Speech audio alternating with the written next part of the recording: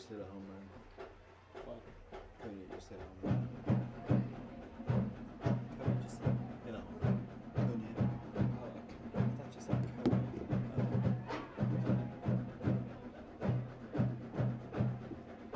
Where's? I think this is the last break. Do you want to listen? Do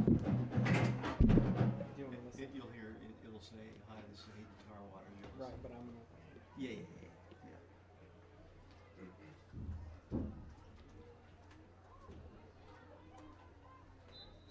Were you trying to just go here? Oh,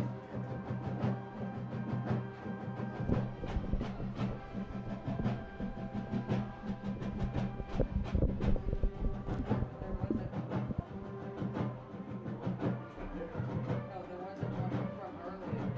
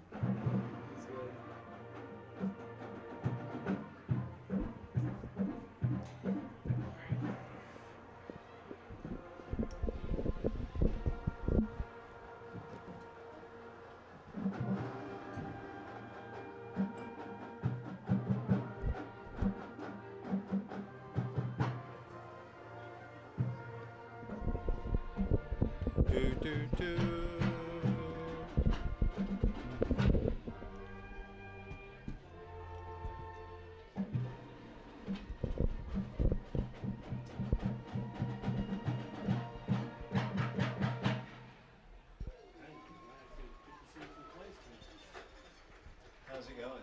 Is it working?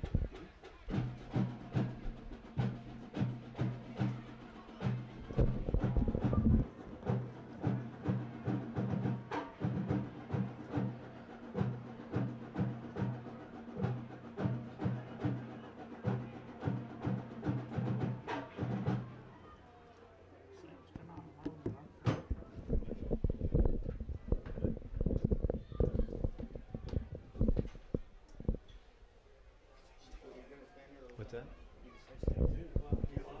Stay tuned for Oak Ridge High School Wildcat football here on YouTube, sponsored by the Fox Insurance Group of Oak Ridge. Thanks for listening to us on YouTube. We will be going live with the broadcast here in a moment as the Wildcats come onto the field.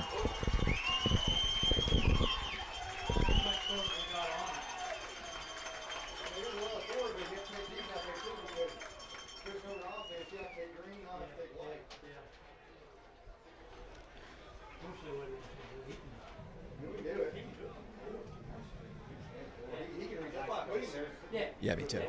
Me too. I prefer that. I like them too. Like, on all the pants, I prefer that. Yeah.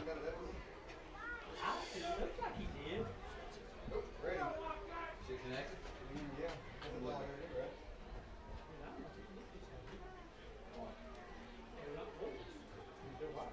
You can stay in the door, though. That's why I put you there, so you can move the door.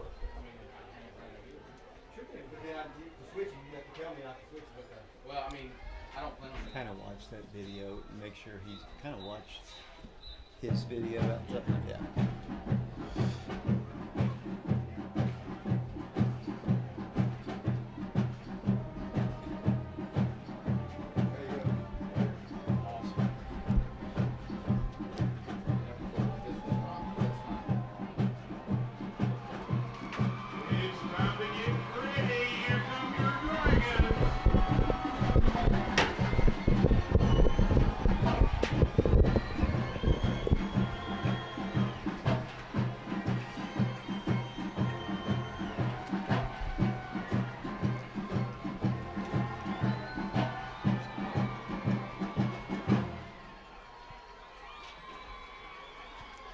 And welcome back to Clinton, Tennessee, getting set for Oak Ridge High School football. The Wildcats of Oak Ridge and the Clinton Dragons, the rivalry dating all the way back to 1943. And now James Branson does join us here. James, I know you've participated in many of these ball games during the course of your 4 years at Oak Ridge High School. The rivalry, although depending on who you ask, if you talk to Clinton, they'll say 1944 was the first year we ever played them, but 1943. Oak Ridge considers their 2 ball games, which were junior varsity ball games for the Wildcats, for the other opponents. But that is the first time that Oak Ridge played them. Dragons have not been very successful over the years. The Wildcats lead the all-time series 46-12.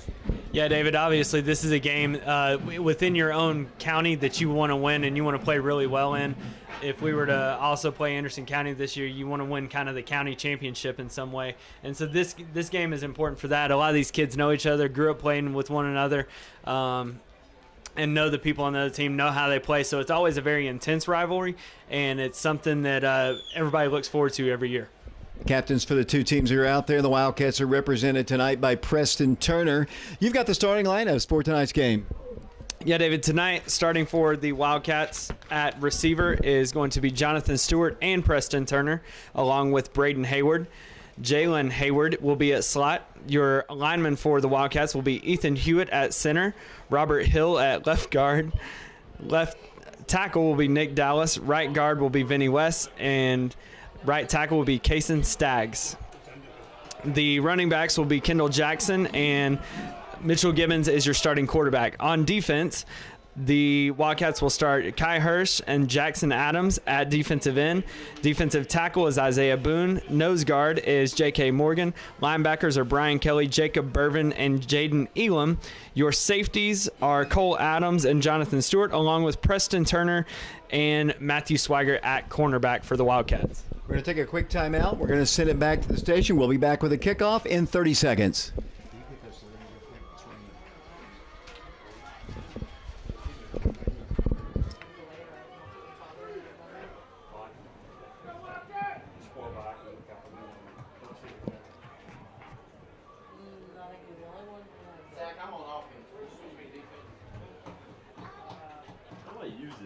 Just cover everything up except the lens. Yeah, the lens. Yeah. But how am I supposed to?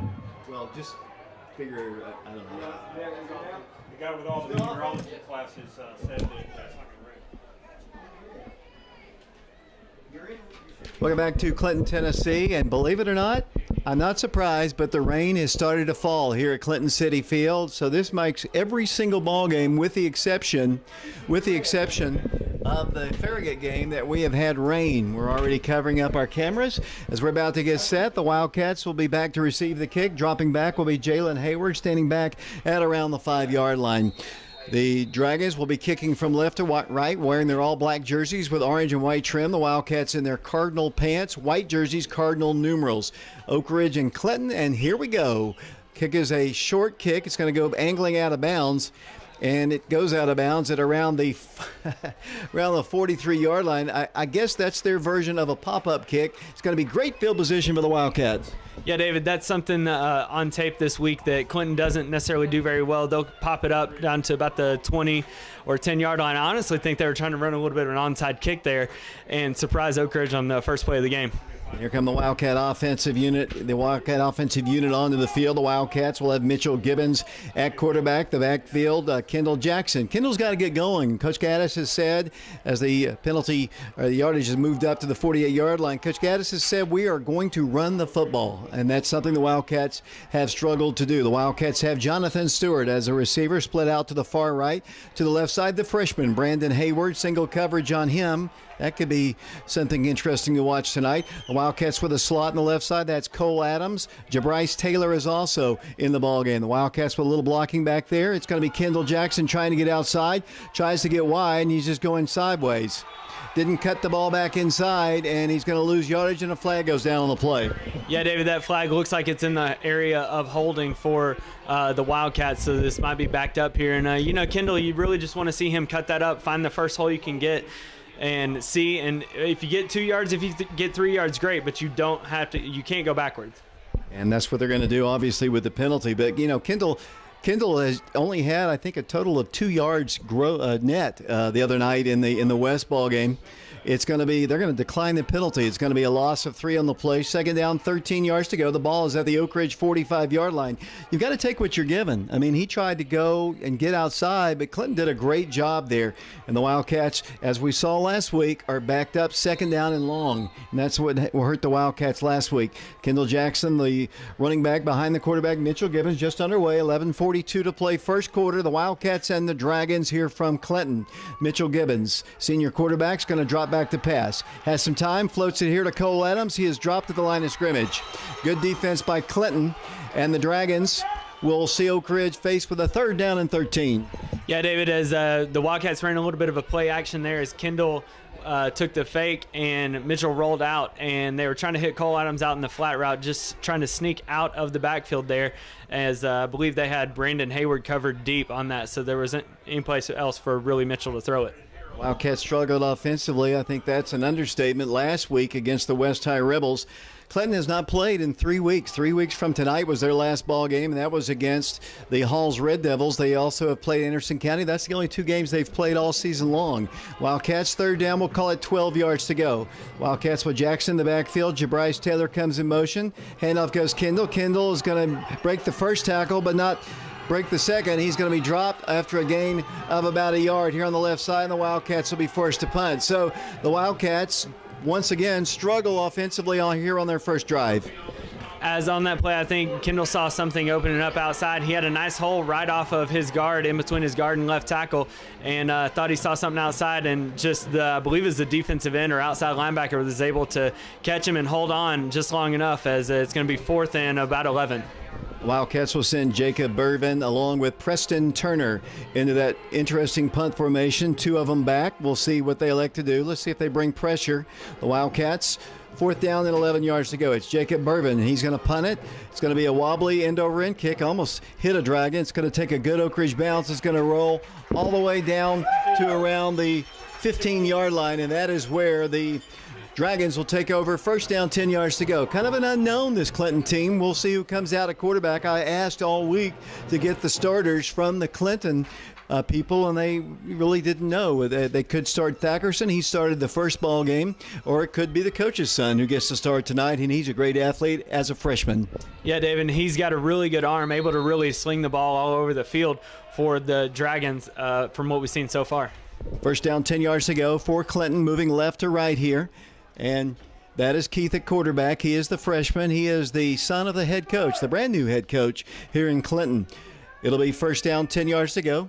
Keith back to pass, fires it up the way. Pass is going to be incomplete. Intended over to the Clinton sideline. Defending out there looks like Burvin Matthew Swigert as well. It'll be for the Clinton Dragons. Second down, 10 yards to go. Just underway here from Clinton. The clock doesn't look like it's functioning great. 9 minutes and 39 seconds to go, although it says looks like 19. It'll be second down, 10 yards to go. The ball's at the 15-yard line. Their backs to the end zone, and there's a fumble snap. He's going to have to fall on it all the way back at the 1-yard line. He eludes one tackle, then is belted. He is dropped. We saw a lot of that last week. Bad snaps. That time Keith could not hold on to it. Huge loss on the play. Yeah, David, really great pursuit there by Jackson Adams as well to force Keith to cut it up and get as much as he could. And for what it's worth, Keith is very fast and athletic. Be interesting to see if he gets out of the pocket what he might do. It'll be for the Dragons. We'll call it third down, 19 yards to go. And the ball is resting all the way back at the 6-yard line. And it'll be Clinton, third and long. Let's see what Keith and company can do.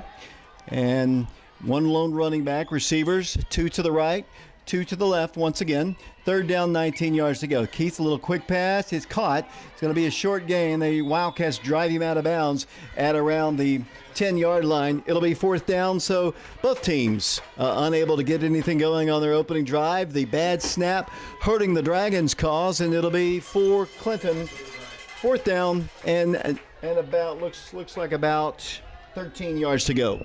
Yeah, David, I think Clinton right there was just trying to get a little screen pass, and it's a little easy play. If you pick up something, great. If you don't, then no harm, no foul, as it looks like Clinton's going to be forced to punt. Preston Turner back to receive the punt. The snap is good. The punt is away.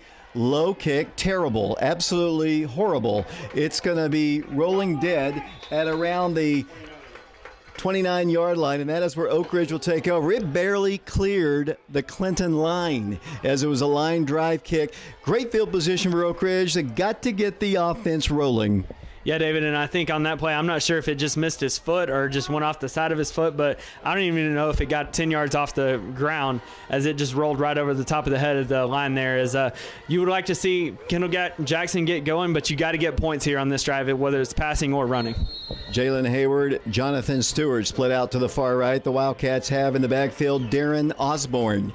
The Wildcats also, he'll be a blocking back on the left side. The Wildcats have Kendall Jackson. Mitchell Gibbons is the quarterback. First down, 10 yards to go. The ball at the 29-yard line. Movement on the line. And we'll check the flag here. The Wildcats and Clinton Dragons. The Wildcats lead the all-time series 46-12. As it's going to be offsides against the Dragons. Encroachment, a 5-yard step off, and the Wildcats will have it. First down, 5 yards to go. Well, David, we didn't start the last drive off very well, kind of getting behind the sticks, and this is a good opportunity for the Wildcats to stay ahead of the sticks. You only have to get 5 yards to get a first down, so it's a great opportunity for the Wildcats. Wildcats with two receivers once again to the right. Brandon Hayward, they're offsides again. Clinton just jumps off sides. Let's talk about this, James. Clinton has not played for 3 weeks. 3 weeks ago tonight was their last ball game. They had to sit out the Powell game, the Meigs County ball game, because of COVID. They've got to be a little rusty. Got to be a little rusty, and if you have to quarantine for that certain amount of time, getting back in the rhythm of what you were already in has got to be tough, especially getting everybody just back to school and everything. So that's a first down for the Wildcats. First down, 10 yards to go. Ball is at the 19-yard line. The Wildcats moving right to left here. Mitchell Gibbons, a quarterback, has the snap. Quick pass is going to be caught by Jalen Hayward. Cuts back to the inside and then nearly slides down and moves the ball to the 15-yard line. Are they taught to go back inside like that or just take it north and south? And Jalen went east and west that time. Gained positive yardage, but I think he could have gotten more if he'd gone straight up the field. Yeah, David, I think it's obviously you want to go straight up the field in that scenario. He had a nice block out on the edge. I believe that's by Jonathan Stewart out there, who took on his blocker and pushed him towards the sideline. So if Jalen even just looks outside, he's probably still running into the end zone right now. But obviously you pick up yardage on first down, so that's a positive for the Wildcats. Second down, 7 yards to go. The Dragons and the Wildcats here. Second drive for the Wildcats. Fumbled snap. Mitchell falls on it at the 20-yard line, so they'll lose a yard. It'll be third down and 10 yards to go. We're just underway, 7:44 to play. We're in the first quarter. Oak Ridge and Clinton. The Wildcats, the rain fell just as we started, but it has stopped once again, so I guess it just had to make its appearance. Yeah, and it's got to make it tough when it's been raining for basically 2 days on this field, which is very hard to get good footing on sometimes. Jonathan Stewart along with Jalen Hayward split to the right. Brandon Hayward, the receiver to the left. Single coverage on him. In motion comes the Wildcats. The Wildcats are going to throw it to Brandon. The pass is there. His pass is going to be tipped to himself. Did he catch it? He did not. It's incomplete in the end zone. It's fourth down facing the Wildcats. Pretty good coverage, I thought, by number 24 for the Clinton Dragons, Dodie Trust, the former Wildcat. And it'll be Oak Ridge, fourth down, 10 yards to go. Yeah, really nice job there by Brandon actually to go up and try to get as best of a catch as he could, as Mitchell Gibbons put it in the only place that Brandon could get it. So it was either Brandon or nobody, and it was just out of bounds. But really nice play there by Brandon to try to catch the ball. Wildcats are going to go for it here. Fourth down, 10 yards to go. The ball is at the 19-yard line. Once again, Hayward comes in motion. Mitchell rolling the pass, fires it in the end zone. Pass is going to be intercepted in the end zone. That'll be a touchback. The pass was intended for Hayward right at the goal line. It's intercepted, and the Dragons will take over first and 10. Yeah, David, it looked like two things happened on that play. It looked like you had a drag or basically a deep crossing route across the middle, and then you also had Jonathan Stewart on a post route coming across the middle, and just put two receivers in one location along with two defensive backs for the Dragons. And you don't want to really roll to one direction and throw back the opposite way across the middle. That's usually not a good scenario. Scoreless ball game. There was a lot of pressure coming in on Mitchell, big time. Yeah, there was a lot of pressure, which forced him to roll out and have to throw.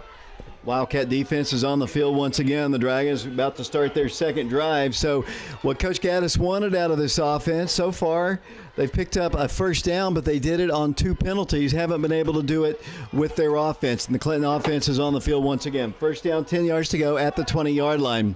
Once again, Keith is the quarterback. Flags are down. We might have a delay of game, and that is the case, I believe.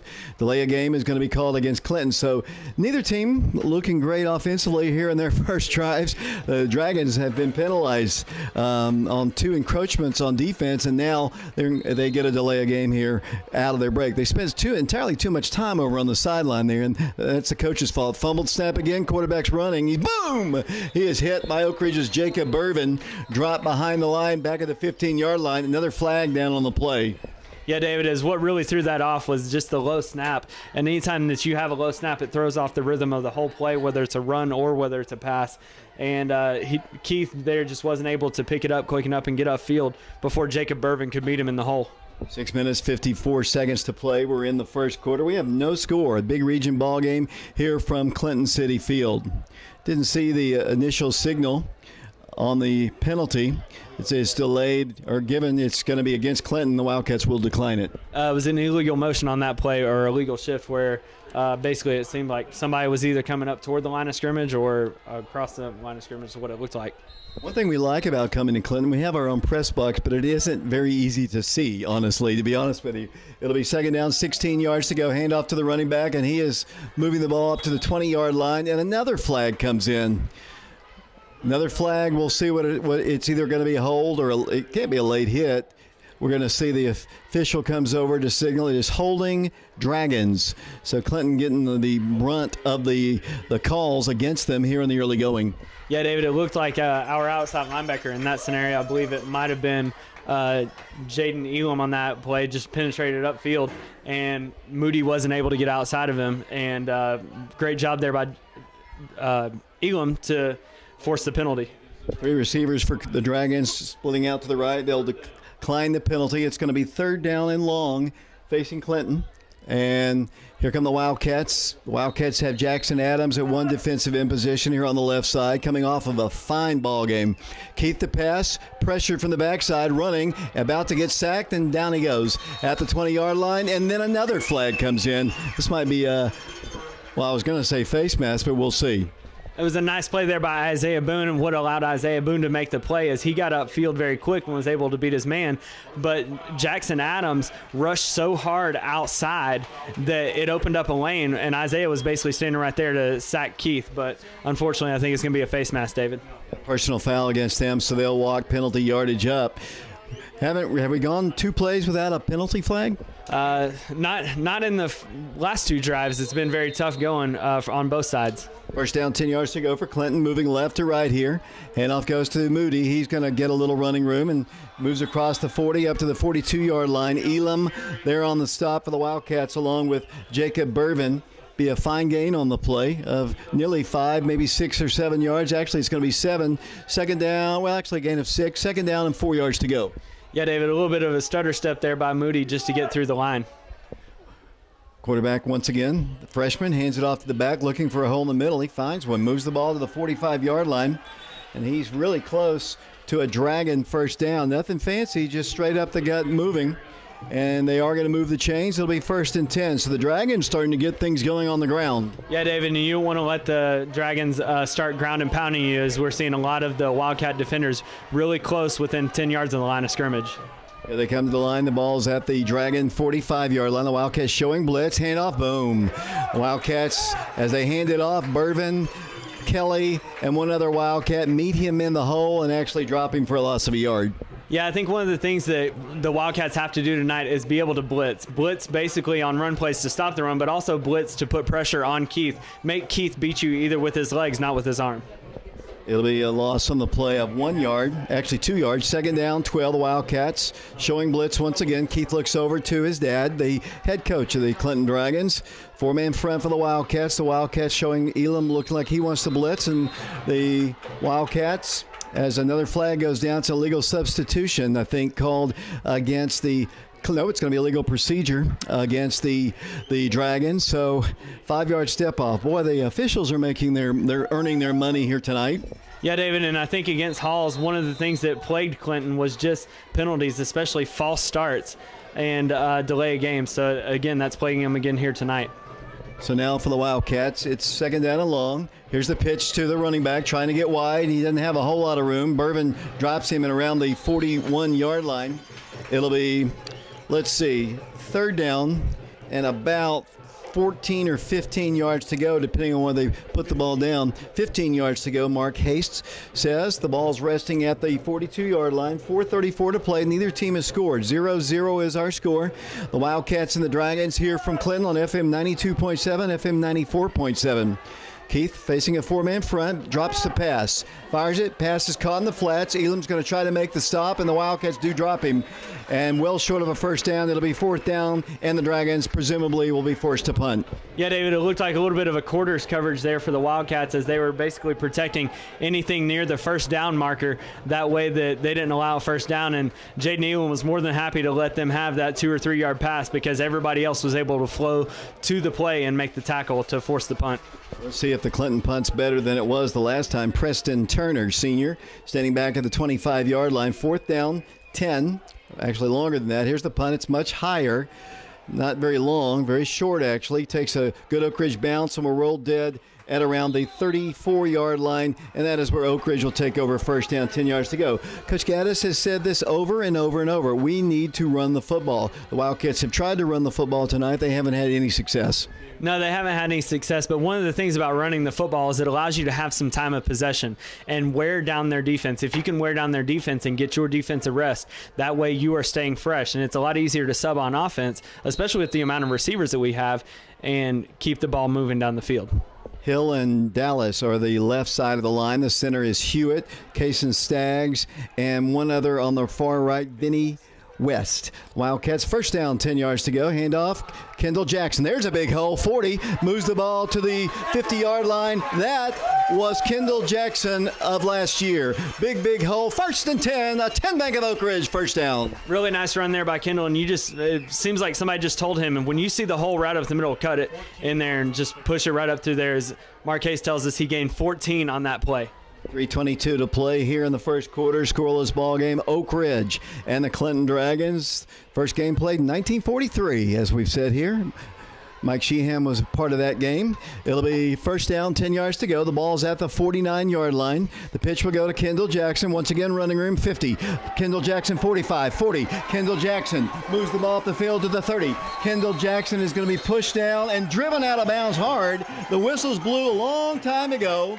And there's pushing and shoving, and flags are down, and they separate the Dragon. That's the officials' fault. I think they called the penalty early, and they blew the whistle, but they went driving into it, and looks like some typical Clinton, Oak Ridge arguments going on as the officials saw some of the Oak Ridgers as kind of inside the area of the Wildcat sideline and with the Dragon. Let's see how they sort this out.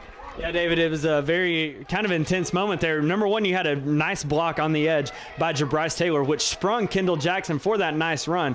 But additionally, what happened after the play, it looked like that pushing and shoving, obviously, but what really got is when they start punching each other or shoving each other in the face mask. And then I believe an Oak Ridge player may have even stepped on the field. So that may be what they're discussing here at the end as well.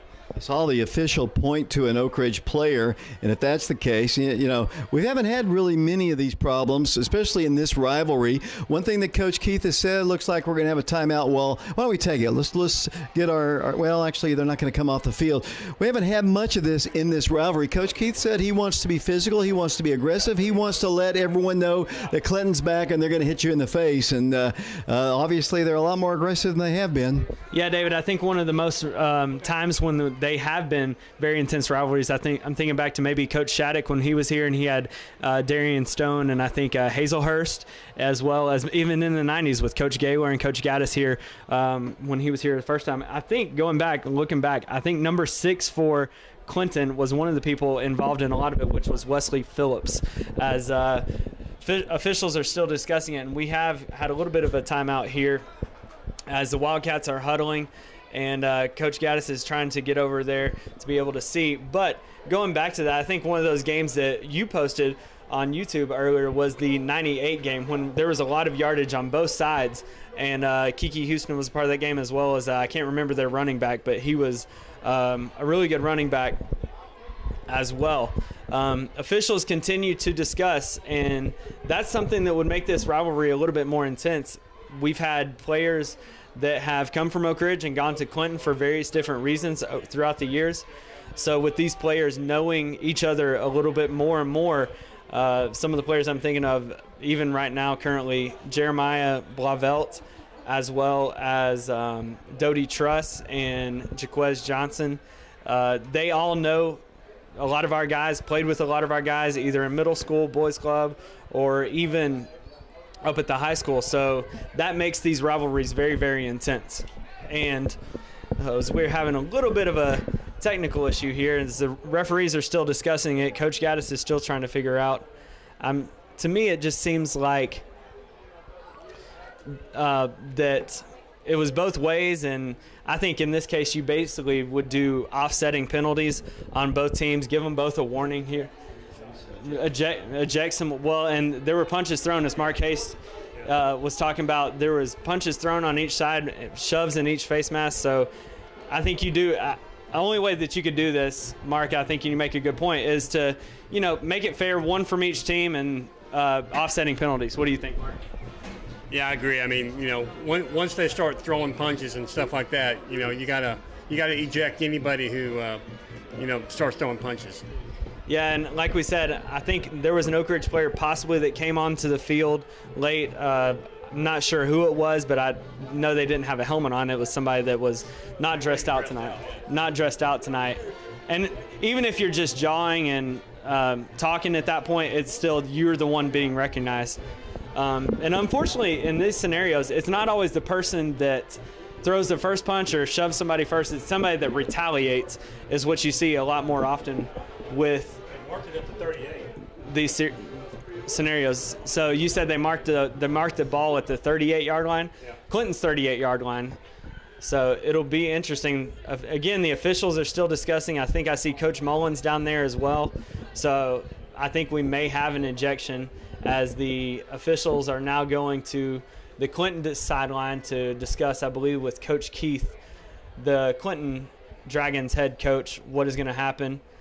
As the Wildcats are coming back on the field, to recap some of the people that are on the field for the Wildcats, you have Brandon Hayward at receiver, Jabryce Taylor at running back, Kendall Jackson also at running back, Cole Adams at running back and slot, obviously Mitchell Gibbons at quarterback, Preston Turner is at receiver, and our offensive line starting for the Wildcats tonight was Ethan Hewitt, who has moved to center, as we've had the injury to our center earlier in the season. Robert Hills at left guard. Nick Dallas has moved from tight end to left tackle.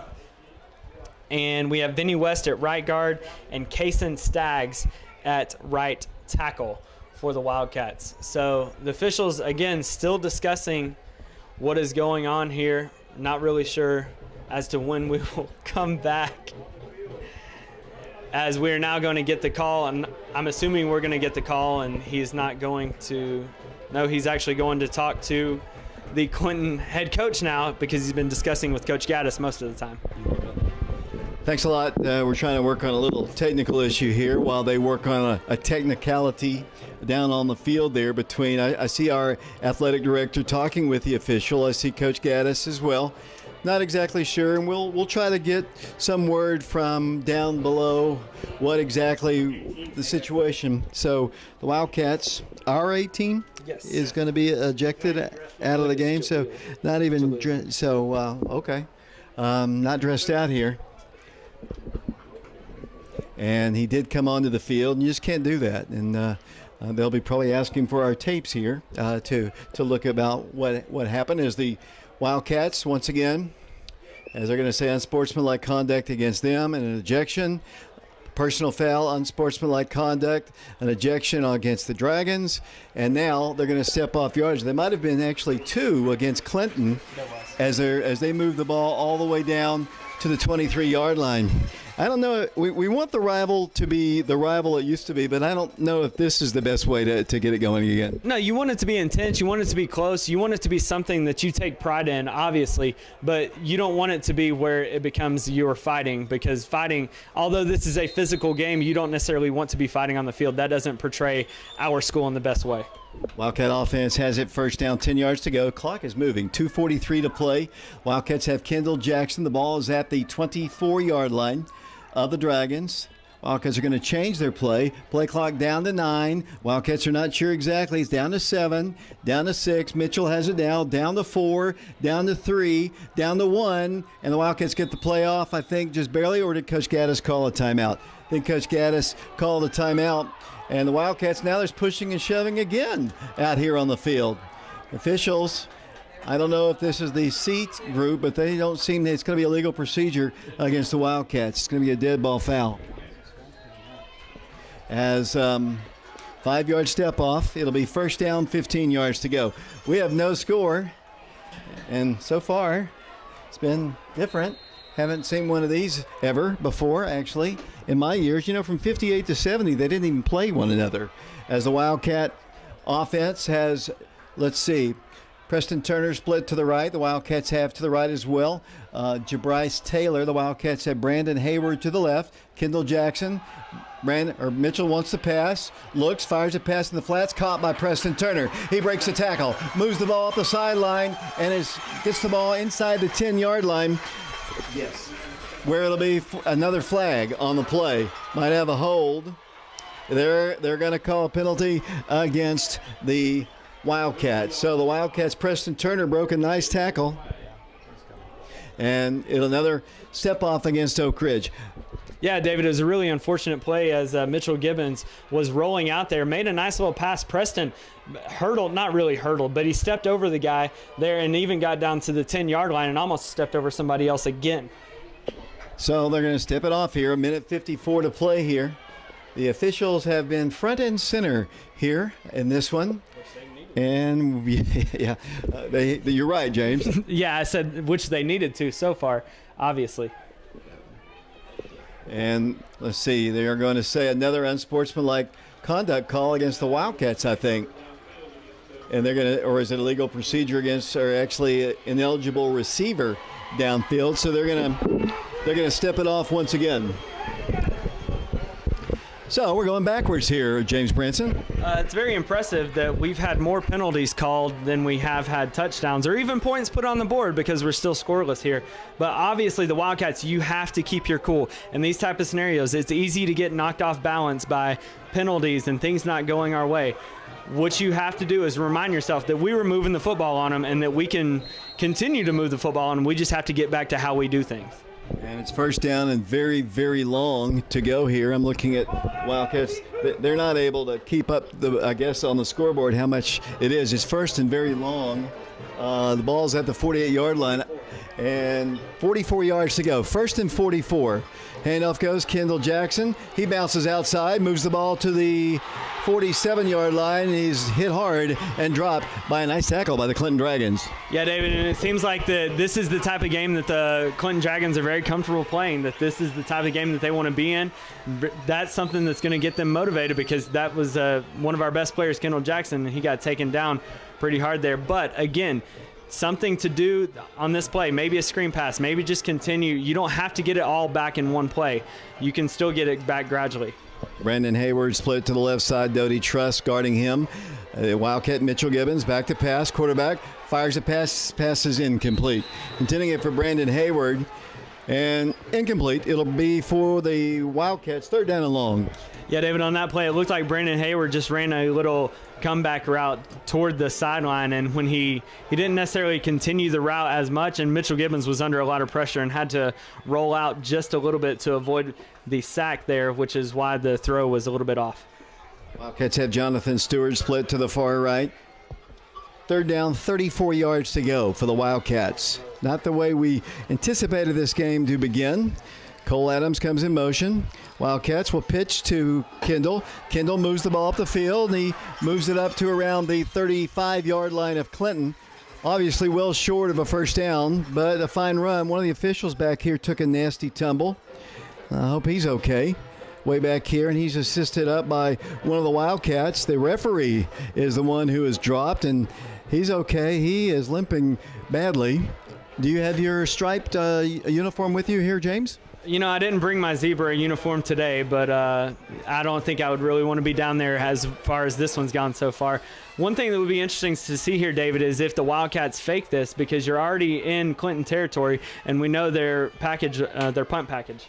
9 seconds to play here in the first quarter. Here's the snap. Jacob Bourbon, he's going to punt it. He gets a good wobbly end-over-end kick. It's going to take a good Oak Ridge bounce and will be downed inside the 5-yard line again. So that is the final play of the first quarter. We're going to take a break, send it back to Brian Bennett. Oak Ridge and Clinton scoreless, back in 60 seconds.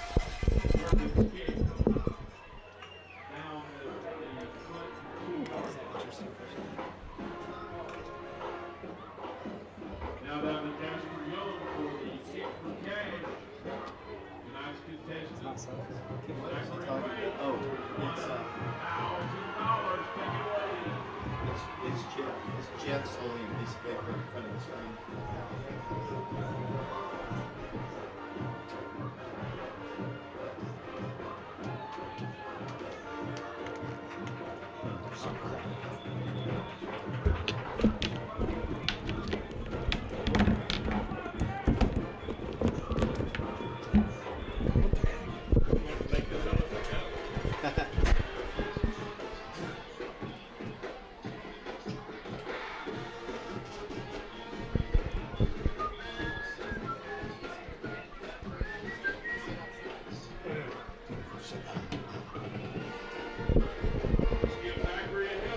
David Clary back here along with James Branson, John Oliver. We also have Jordan Osborne with us. Down on the field, we have Matthew Calhoun along with Lee Wexler and Christian Rosas Rodriguez back at the station.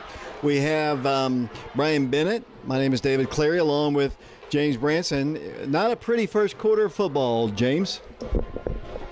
Not necessarily a pretty first quarter in the fact of the scoreboard. Our defense is playing pretty well. Obviously, we've made a couple stops and we've been able to get them off of the field. You want to capitalize off of that. But penalties and the scuffle were probably the biggest things to take out of the first quarter.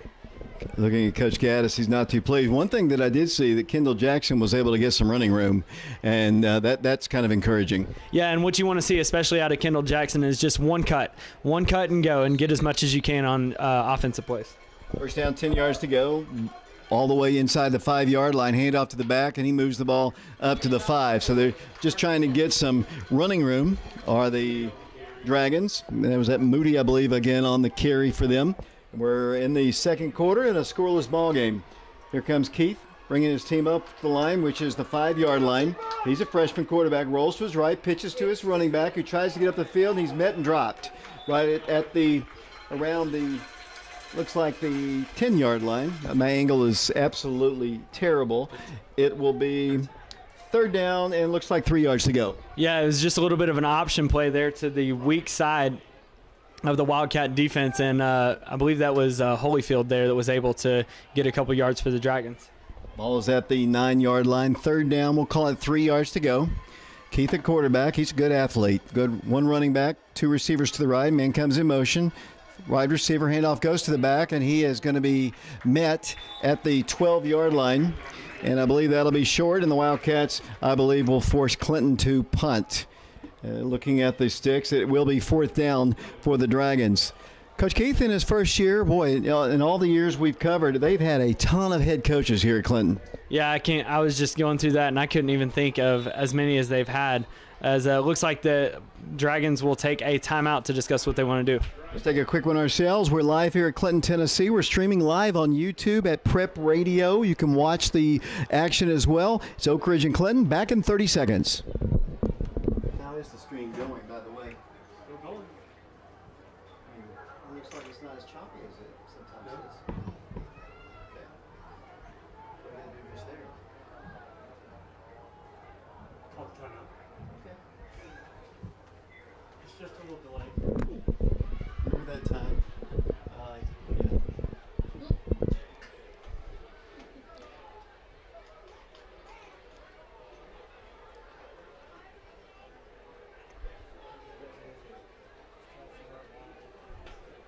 Welcome back to Clinton, Tennessee. The Wildcats and the Dragons, 0-0 our score. The Wildcats will hopefully have good field position here. Clinton's punted the ball twice. One of them was terrible. The other one was not great, but much higher, and Wildcats didn't get a return. It's 4th and 1. Do you gamble? I mean, it's less than a yard to go, but you're all the way down there at your, looks like the 11-yard line. I mean, you wouldn't think they'd go for it. It wouldn't be wise football, but, maybe Clinton trying to send a message. Yeah, David, and I think one thing that Clinton's got a little bit of motivation for him going forward or earlier was when they were able to run it up the middle on the Wildcats. I think the Wildcats should come out in a punt-safe formation just to protect almost a regular defense, to protect against a fake, or if Clinton runs the offense out there, which it looks like they have. Here they come. It'll be 4th down, less than a yard to go. Don't want to jump off sides here. Keith standing back at the 5-yard line. And he is going to hand it off to his back, and he is going to be hit and moves the ball forward. I think he might have the first down. I think just by looking at it, I'm not sure. They're going to signal what? No signal from the official. The Oak Ridge defense is staying on the field, and it is going to be no signal. It is first down, 10 yards to go for Clinton. That is some gutsy play calling right there. Yeah, it looked like the Wildcats had him stop maybe at the line of scrimmage or right at the sticks on the initial hit, but the running back, I believe it was Holyfield there, was able just to spin off and pick up yardage for a first down. Wildcats have Cole Adams, Jonathan Stewart's in the secondary today for Jaden Williams. Preston Turner's back there, along with Matthew Swigert. First down, 10 yards to go. Clinton taking a lot of time. I think they want kind of a quick ball game. So far it's been that way. 10-13 to play first half, and quarterback's going to run it himself. Now he's going to pitch it to his back, and he's going to be driven out of bounds by the Wildcats at around the 15 or 16-yard line. Yeah, David, it's a nice little pitch there to the short side of the field as they're really just attacking the outside linebacker, reading the outside linebacker and what he does. If he goes and attacks the running back, then the quarterback keeps it, and vice versa if he attacks the quarterback. Second down, 6 yards to go. Down to 10 minutes to play here in the first half. We have no score here. Quarterback Keith, shotgun formation. The Wildcats showing blitz here. Elam creeping in on the right side. Now they back off just a bit. Wildcats have Cole Adams looking like he wants to come in. They are going to pass. Elam is going to grab him, and they sack him back at the 10-yard line. The Wildcats came in that time. Jackson Adams was there, along with perhaps Morgan and Boone. It's a loss on the play. Yeah, David, a little bit of hard to see there if the Wildcats were in cover zero. Basically, everybody has a man, or if it was quarters coverage where everybody, you have 4 people dropping deep. But nice pressure there and great coverage sack by the Wildcats. They're down 17 yards to go. Once again, Keith operating from the 10-yard line. Wildcats and Dragons scoreless here from Clinton City Field. Wildcats next week on the road at Carnes. Here comes Keith wanting to run, looking, fires a pass, is going to be caught, and the Wildcats make the stop at the 15-yard line. Stop is made by Jackson Adams along with Brian Kelly. It's 4th down, and this time they will punt the ball. Really nice job there by the Wildcat defense as Jackson Adams was able to come in and make a nice hit. A little bit of a fake there as Keith looked off to his right and trying to draw attention to that side and try to throw a screen to the other side. But the Wildcat defense stayed at home, especially Jackson Adams not getting out of position, able to make the tackle there. It'll be 4th down and looks like 9 yards to go. The ball's resting right at the looks like the 13-yard line. They'll be punting from inside the 5. The snap is good. The punt is away, much better. Wobbly knuckleball. Preston's going to watch it bounce. It's going to roll dead at the 50-yard line, just across it at the Oak Ridge 49, and that is where Oak Ridge will take over 1st and 10. Got to get the offense rolling. The Wildcat offense did not score at all last week against the West High Rebels, and the defense did all the scoring in that ball game, and the Wildcats shut out here in the first quarter. Let's see what they can do in the final 9:02 of the second. Yeah, and you've had good field position for the Wildcats all night long, starting either in Dragon territory or really far up in your own territory near midfield. So you got to capitalize on these opportunities when they present themselves.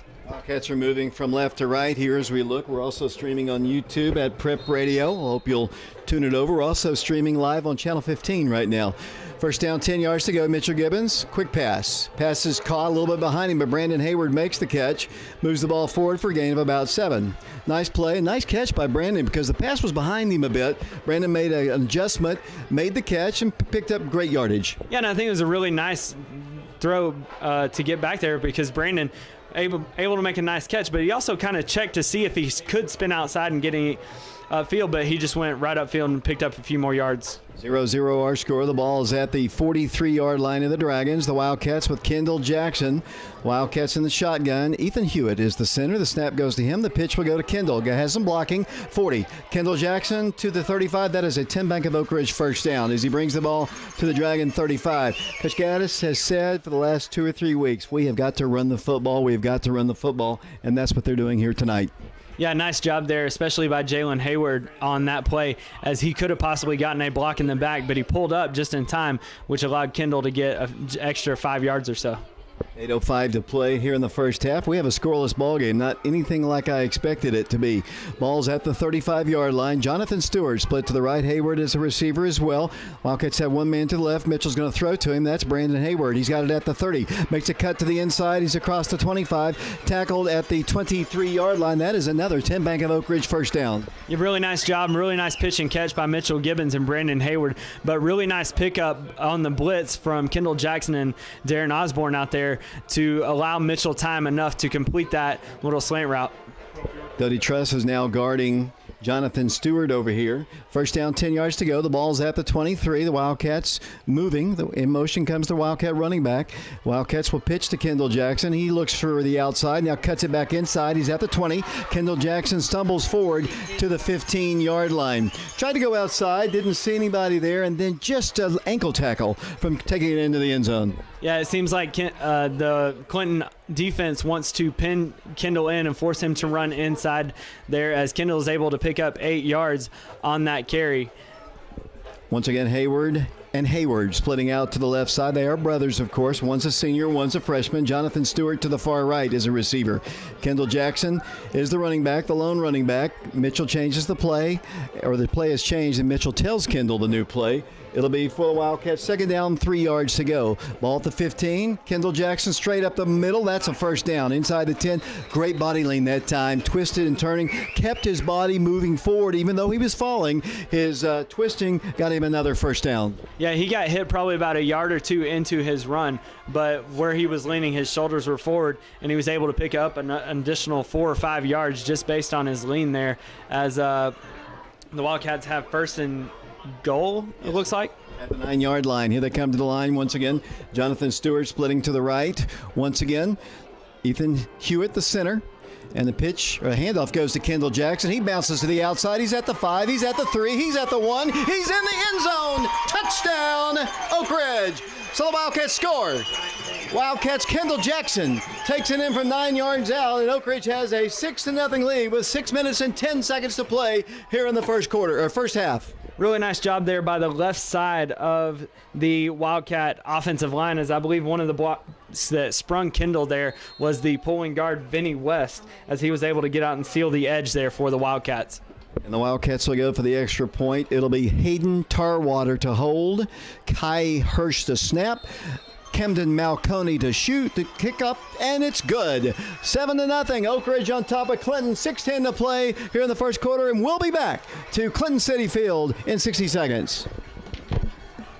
Hey, Mike, good to see you. Thank you.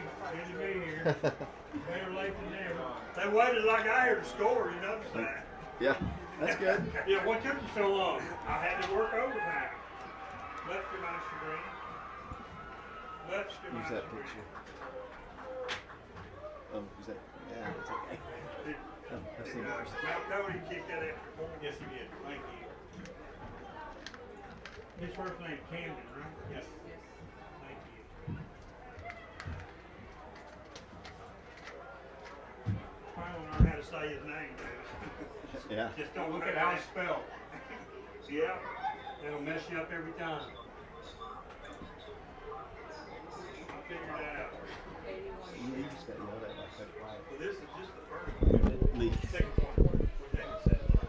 He said first half. What we got?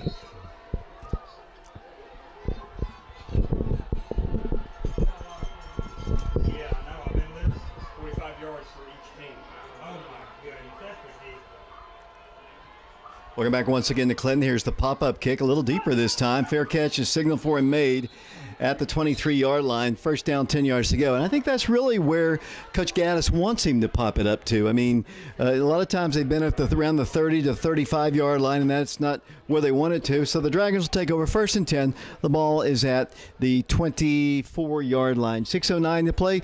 Good drive, a little over 50 yards. Yeah, Dave, it was a nice drive there as a lot of it came on the ground with Kendall Jackson right, Kendall Jackson up the middle, Kendall Jackson left, Kendall Jackson all over the field as the Wildcats go in and really get the train rolling on the ground. We're streaming live here, and it is 7-0 now. And the Clinton Dragon offense will come out on the field here. 6:09 to play. Appreciate you listening to our broadcast on FM 92.7. Keith, first down, 10 yards to go. Keith's going to roll to his right. Jackson Adams in pursuit, but it's going to be the Wildcats making the stop, and I believe that was Nick Dallas who makes the stop. I believe that was J.K. Morgan on the stop there from his nose guard position. But what allowed him to make that stop as well was the pursuit by Jackson Adams on the outside to seal in Keith and force him back into J.K. Morgan. Loss on the play here. It's going to be second down, 12 yards to go. Low snap, handoff to the running back, and he finds some running room up the middle. Flags are down on the play. They get the ball across the 25-yard line up to the 26. The Wildcats, Jaden Elam on the stop here. There is a flag at the 23-yard line. We'll check what the official says. And looks like the referee, the one who took a tumble earlier, is listening through his earpiece what this guy has called. I don't think he hears it real quickly. It's going to be a legal shift against the Dragons. Yeah, David, as the Dragons continue to put themselves in terrible field position here as they keep getting backed up. These little 5 and 10 yard penalties are eventually going to pile up on you, and you're going to have more penalty yardage than you're going to have offensive yardage.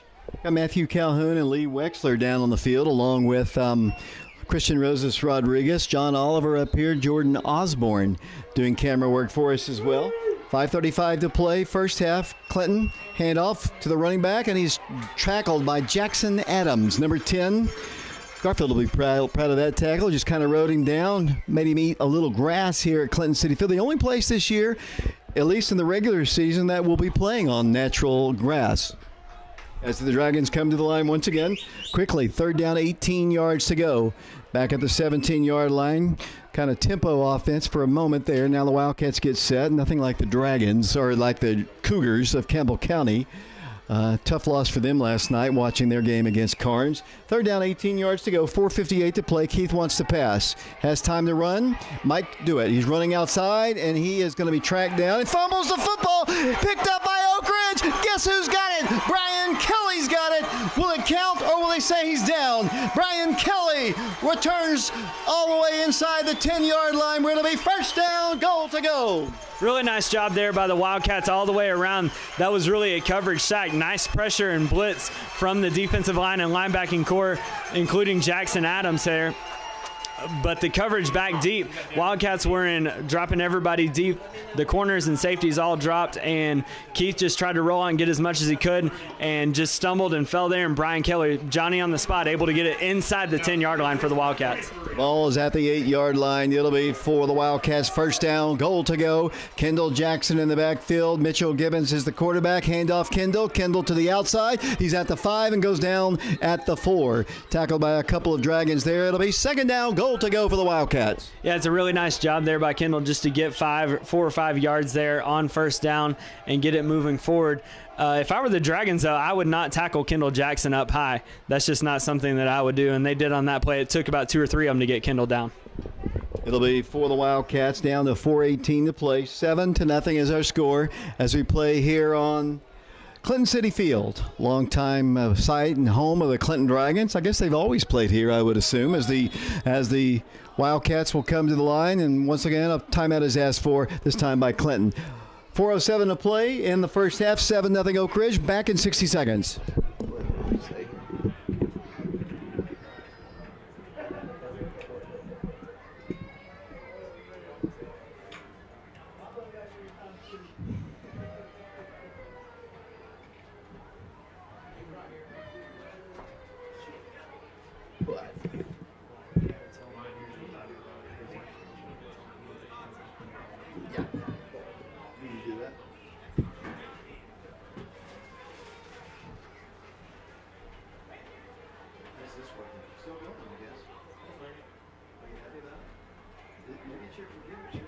Maybe it is.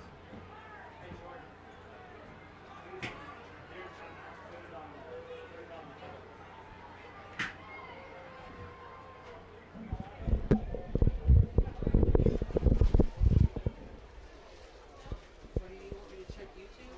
If you can, I'm seeing if I can see the play here. It's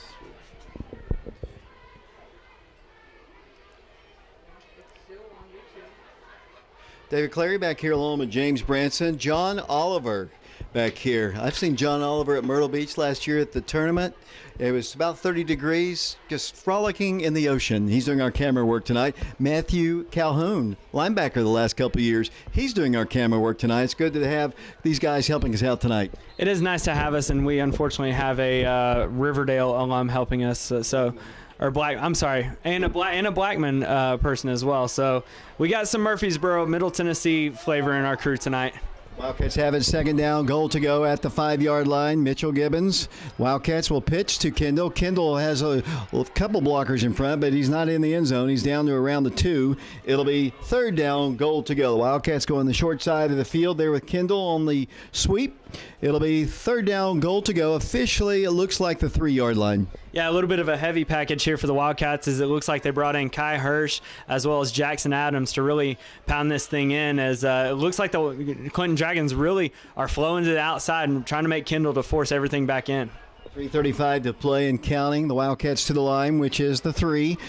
Third down, goal to go, Oak Ridge. The Wildcats with Cole Adams as a blocking back there in the backfield for the Wildcats. Once again, it's Kendall slipping, bouncing to the right side, going down and losing yardage to the 5. Lost his footing. It's going to be fourth down, and the Wildcats will go for what appears to be a field goal because Tarwater is coming in to hold, I believe, and here comes Camden Malcody to attempt the field goal. So the Wildcats had it first and goal at the 8 or 9 and couldn't get it in. They just tried to pound it in with Kendall, and it didn't get done. The ball, they'll put the block down. Hayden Tarwater, he's the holder. Kai Hirsch the snapper.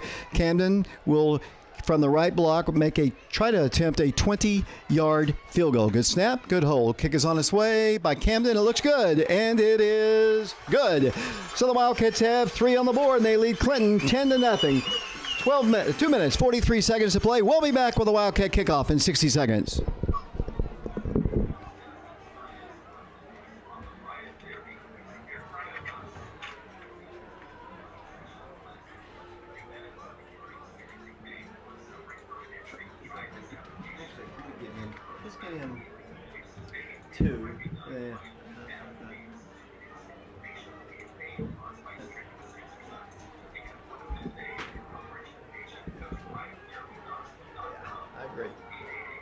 Here we go. Click on. Get as many pictures as you can, too.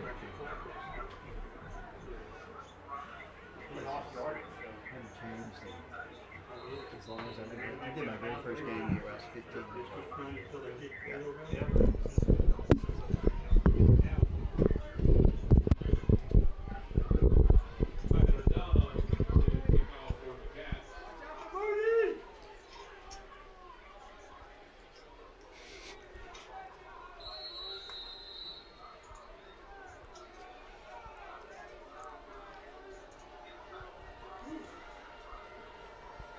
Back here, Clinton, Tennessee, Tyler Dunham to kick off for the Wildcats once again. Had a good pop-up the last time. This one's high, not nearly as long. It's going to be a returnable this time. Number 40's got it, heading to the outside, and he moves the ball, and it's tackled at the 35-yard line, dragged down from the rear by Brian Kelly. It'll be Clinton first down, 10 yards to go. 2 minutes, 34 seconds to play. So one turnover. The Wildcats 1-6 there for sure, but they'll take the 3. Yeah, David, as the pop-up kick there by Camden Malcody, nice and high. You'd probably like that a little bit deeper there, as we have a flag on. That was Tyler Dunham. Oh, that was Tyler Dunham. Oh, so a lot more height there from Tyler Dunham, who was able to get that down to about the 30. What makes that coverage very different is it's really hard to go all the way back across the field there, which is what Moody tried to do, and why the Wildcats were able to tackle them.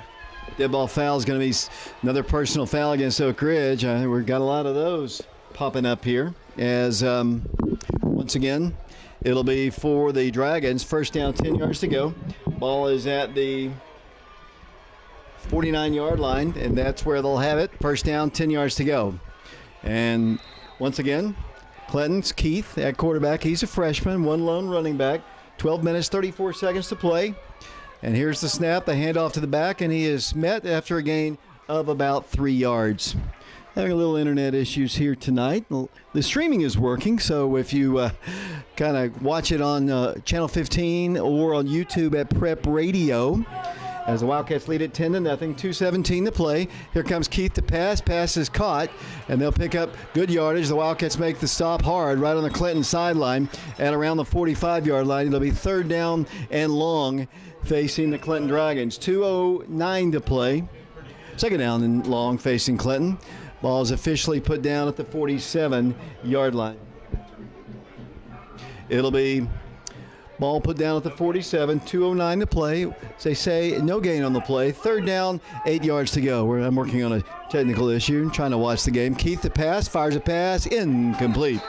Good pressure again by Oak Ridge. The Wildcats came in strong. It's going to be fourth down.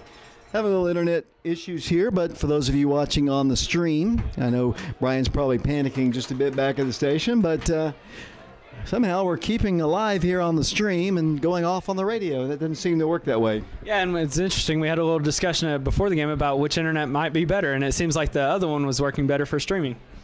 Once again, it'll be Clinton in punt formation here, so the Wildcats with an opportunity to hopefully with a good return and get the ball, and there's flags are down. I'm not exactly sure. I think it might have been a false start possibly on one of the upbacks that were, or the protectors for the punter, but I could be wrong. Christian Rosas Rodriguez doing camera work on the Clinton sideline. We've had a little bit of rain here, but nothing. It'll rain for about a minute, and that was it. It's going to be a sideline warning. Actually, it's going to be fourth down, and fourth down in about, looks like 8 yards to go. Ball is at the 47-yard line. Clinton punting. They trail the Wildcats 10-0. They had a gutsy fourth down call. They went for it inside the 10-yard line. Made it, actually. Here's the snap. It's good. Here's the punt. It's good as well. Short. Fair catch is signal for. It's going to roll dead. And picked up by Oak Ridge. He can't do that because he called for a fair catch. And that is a penalty. That's just, you just cannot do that.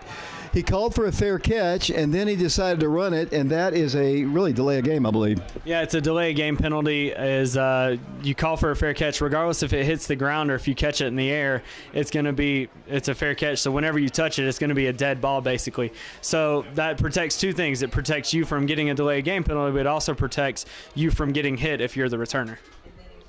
1 minute, 56 seconds to play. Let's see if the Wildcats go into like a 2-minute kind of offense here, as the Wildcats will once again send Mitchell Gibbons out at quarterback. The Wildcats will have, let's see, Preston Turner split out to his right, Jalen Hayward.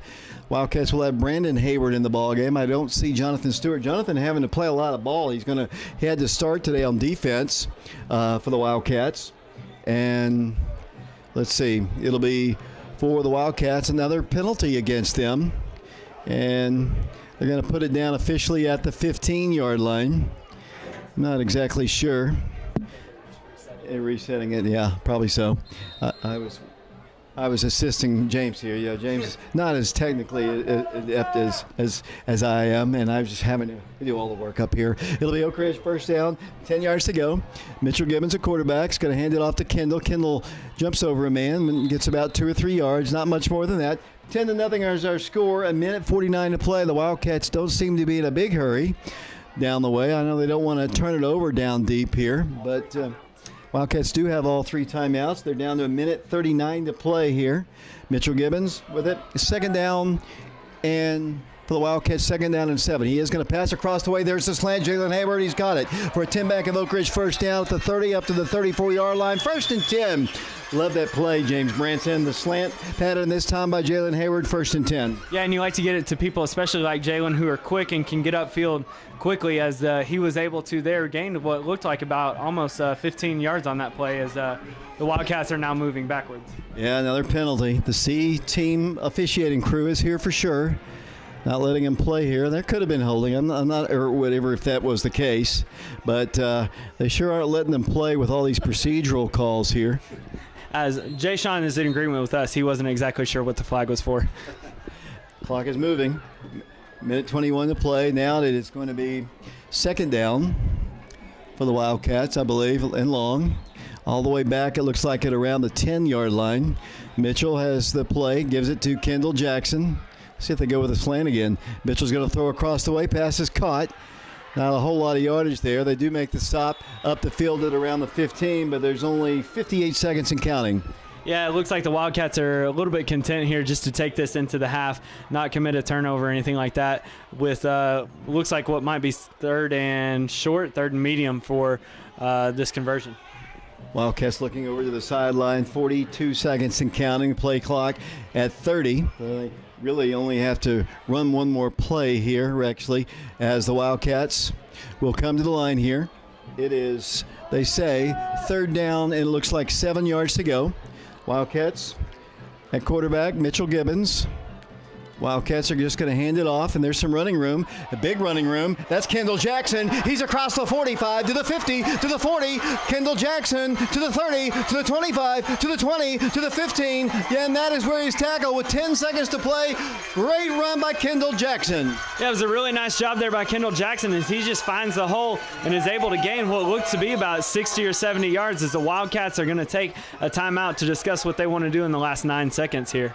At halftime, we'll have Mark and Shauna Hayes statistics. We'll hope you'll stay tuned for that. Mike Sheehan will have perhaps the scoring summary. Maybe we can get him to do a song and dance routine as well. Yeah, that'd be nice. I haven't seen him do either one of those in a long time.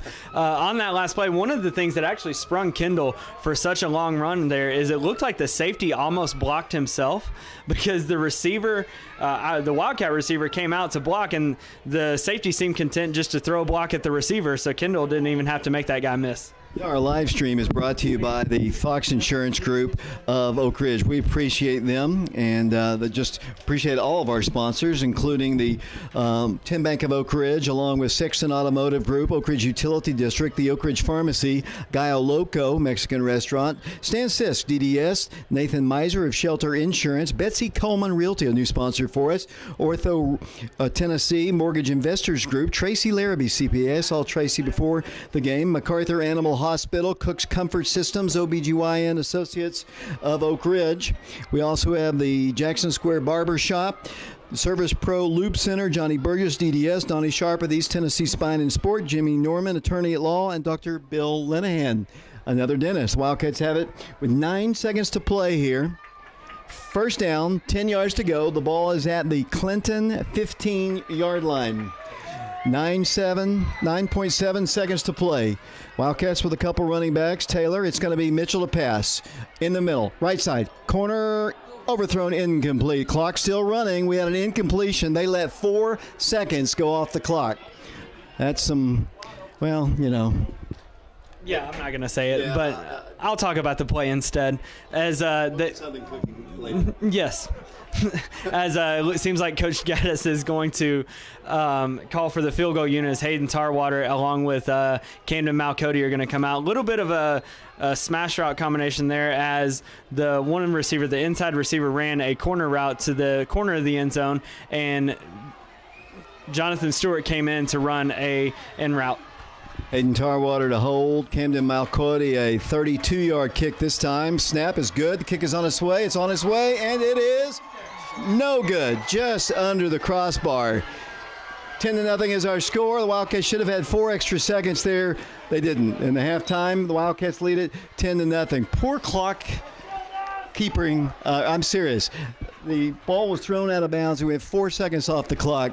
But the Wildcats do have the lead by a score of 10-0. Yeah, David, and it's going to be tough to come out, especially if the Wildcats have another half and the refs are as involved as they were before with the penalties and what's going on outside of the game rather than just inside the lines. While we take a break here, we'll send it back to Brian Bennett. I know on the radio we've had some issues here. The Wildcats on top by a score of 10-0. Mark and Shauna Hayes will have statistics. We'll have the scoring summary as well, and we'll get to that here in a bit. We'll take a break. We'll be back to Clinton in 3 minutes.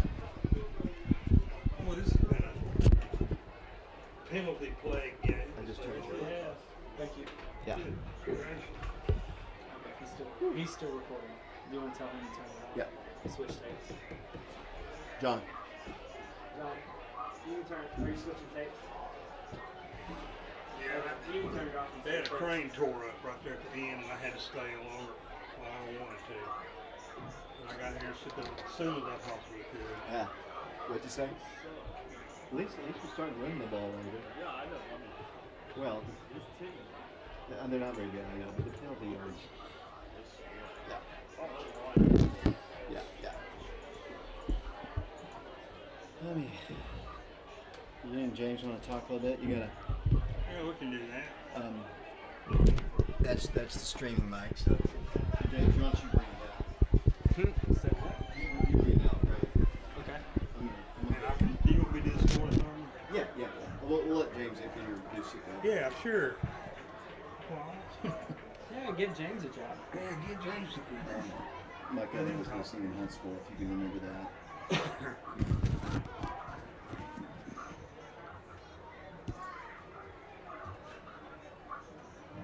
Cunya's home run was 495 feet, the longest home run in the majors all year. That's unreal. You didn't watch it all the time again? Yep.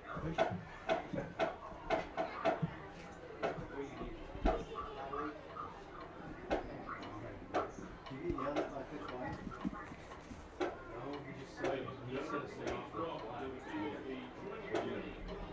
Well, he just he wasn't.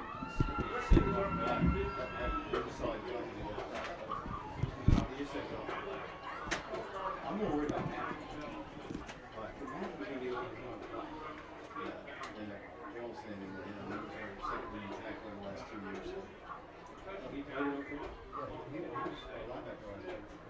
So they all know he was number 22.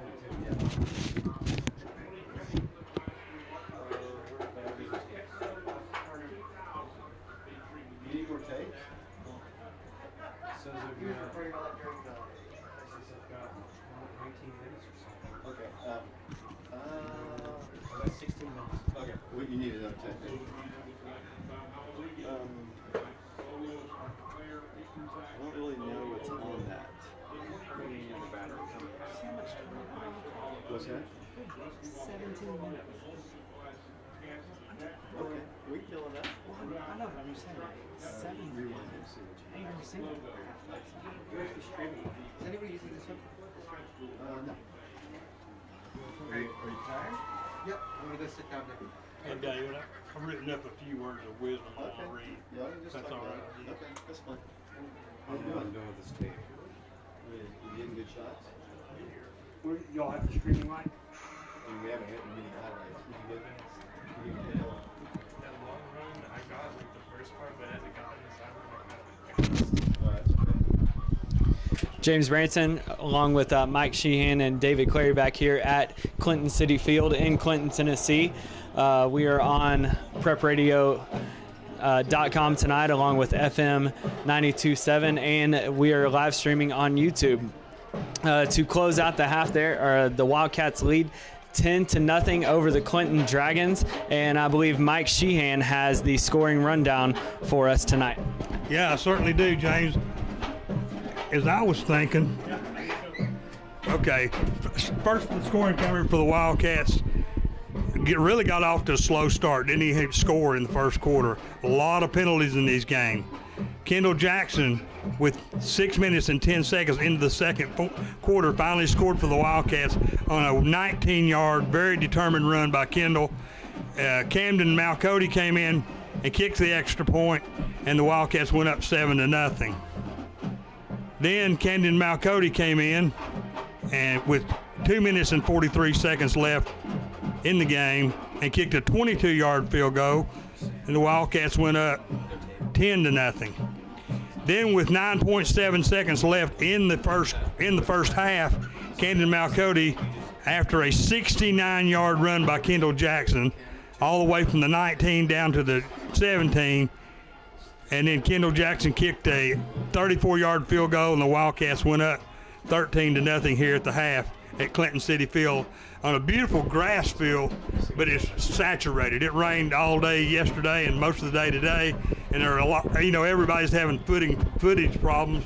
I think the Wildcats are going to settle down here in the second half and play a lot better. I got a few words of wisdom I want to talk to everybody about. It may seem as if we're living through an unprecedented time of multifaceted challenges. We got the COVID-19 pandemic, the near shutdown of the economy and its ripple effect on jobs, savings, and ability to pay for basic needs. Racial tensions and election season like no other. But the one good thing we do have is high school football, and I'm so glad it's back and everybody can get out and enjoy it and put their worries behind them on these Friday nights. And starting tomorrow night, Branson, finally, James, we're going to get college football, Tennessee at South Carolina. Absolutely, Mike, and we appreciate you with the rundown. And, you know, what's really nice about all of this, Mike, is not only do we have high school football back, but we've got people with all this technology that's so amazing. Former Wildcats, I mean, you're able to be here tonight, and even when you weren't able to be here the past couple of years, you've been able to listen on preparator.com. We even have YouTube now, so we have people like Mike Underwood, quarterback of the 91 state championship team, listening down to us in Alabama, and I'm sure plenty of other Wildcats all over the country and maybe even the world. I tell you, James, nobody can appreciate that more than I. You know, I was 2 years in Oklahoma, 2 years in California, and last year I was in New Mexico, and I got to listen to those games and watch them on YouTube, and you have no idea the enjoyment I got out of watching those broadcasts, you know, 2,000, 3,000 miles from home. It's a wonderful thing to have. Yeah, and it allows us to stay connected and have a little bit of home with us wherever we are. With that, we appreciate Mike with the scoring summary. We're going to have Mark and Shauna Haste here momentarily. When we come back from our break, we will take a 3-minute break as the Wildcats lead 10-0 over the Clinton Dragons at Clinton City Field.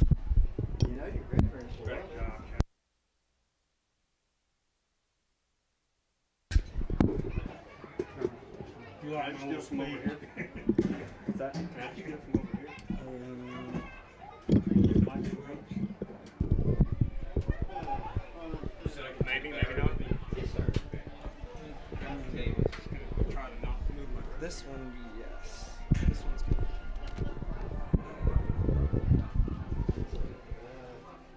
That's as far as you got. Okay.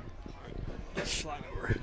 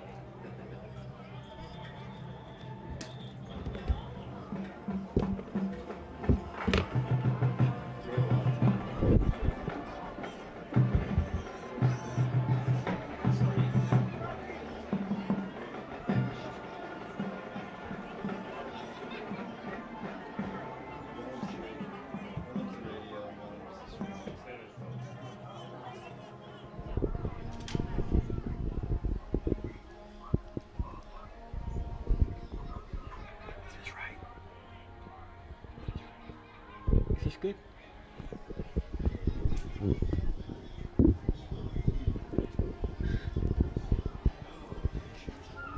Bigger crowd than I thought, actually. Their biggest game all year. How much did it rain out there? Hey, Yeah. is the score not 13? It's 10. He missed it. 10. Oh, he missed it. Oh, did you It was say short. Did you say that he made it? 13. Oh, God. What a bonehead. Straighten me out. Marquez back here at Clinton High School, My fault. but only streaming because of David. My fault. Listen. Mark, straighten my score out. I apologize. I thought he made it. Looked good from where I was at. Yeah, I don't know anything all over this. Score.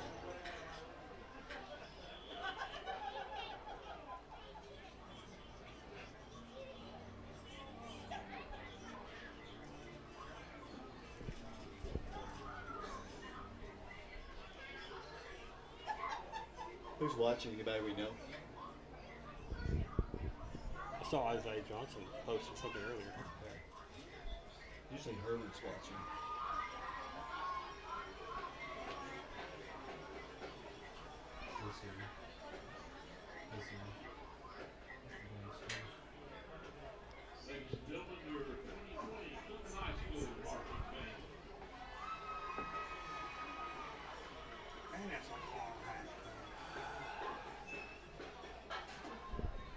Marquez back here at Clinton High School, where the Oak Ridge Wildcats lead the Clinton Dragons by a score of 10-0. Leading rusher for the Wildcats is Kendall Jackson. He has 136 yards. He had a very impressive 67-yard run late in the second quarter. He has 14 carries for 136 on the night. Jackson Adams has 1 carry for 2 yards, and Mitchell Gibbons has a carry for -2 yards. So as a team, the Wildcats have rushed the ball 16 times, totaling 136 yards on the ground. Through the air, the Wildcats, Mitchell Gibbons is 5 of 9 for 28 yards. He has 1 interception. His long tonight is for 12 yards. That 12-yard pass was to Brandon Hayward. He has 3 completions for 25 total yards. Jalen Hayward has a 2-yard reception, and Cole Adams has a 1-yard reception. So as a team, Wildcats have rushed the ball 16 times for 136 yards on the ground. They have 5 completions for 28 yards through the air for a total offense tonight of 164 yards. They have 7 first downs, and they have 6 penalties for 70 yards. Now looking at the Clinton Dragons, they're led on the ground by Connor Moody. He has 20 yards on 6 carries. Brandon Holyfield has 4 carries, totaling 9 yards. Reese King has 5 yards on 2 carries. And Joshua Keith, the quarterback for the Dragons, has carried the ball 6 times for -19 yards. So as a team, the Dragons have rushed the ball 18 times, totaling 15 yards. So it's 0.8 yards average per carry. So less than a yard per carry is what the Dragons are averaging in the first half. Passing tonight, Joshua Keith is 3 of 6 for 7 yards, receiving those 7 yards. Nate Murphy has a 5-yard reception. Kendall Lucas has a 2-yard reception. And Braylon Taylor has a reception for no gain. So as a team, the Dragons have 15 yards on the ground on 18 carries. They have 7 yards through the air on 3 receptions for a total offense of 22 yards. The Dragons have 3 first downs in the ball game. They've been penalized 7 times for 50 yards. So looking at the team side by side, on the ground, Oak Ridge 136, Clinton 15. Through the air, Oak Ridge has 28 yards through the air, Clinton 7. Total offense, Oak Ridge has 164 total offensive yards in the first half, Clinton 22. First downs, Oak Ridge has 7, Clinton has 3. Oak Ridge penalties, penalized 6 times for 70 yards, Clinton 7 times for 50 yards. Again, this is Marquez, where we're at Clinton High School, where the Oak Ridge Wildcats lead the Clinton Dragons by a score of 10-0. And we'll be back after this 3-minute timeout. Sure. You didn't get to do your TV interview. We could talk about food, cooking shows. Cooking Network. What's his name? Guy something? Oh, He's all over it.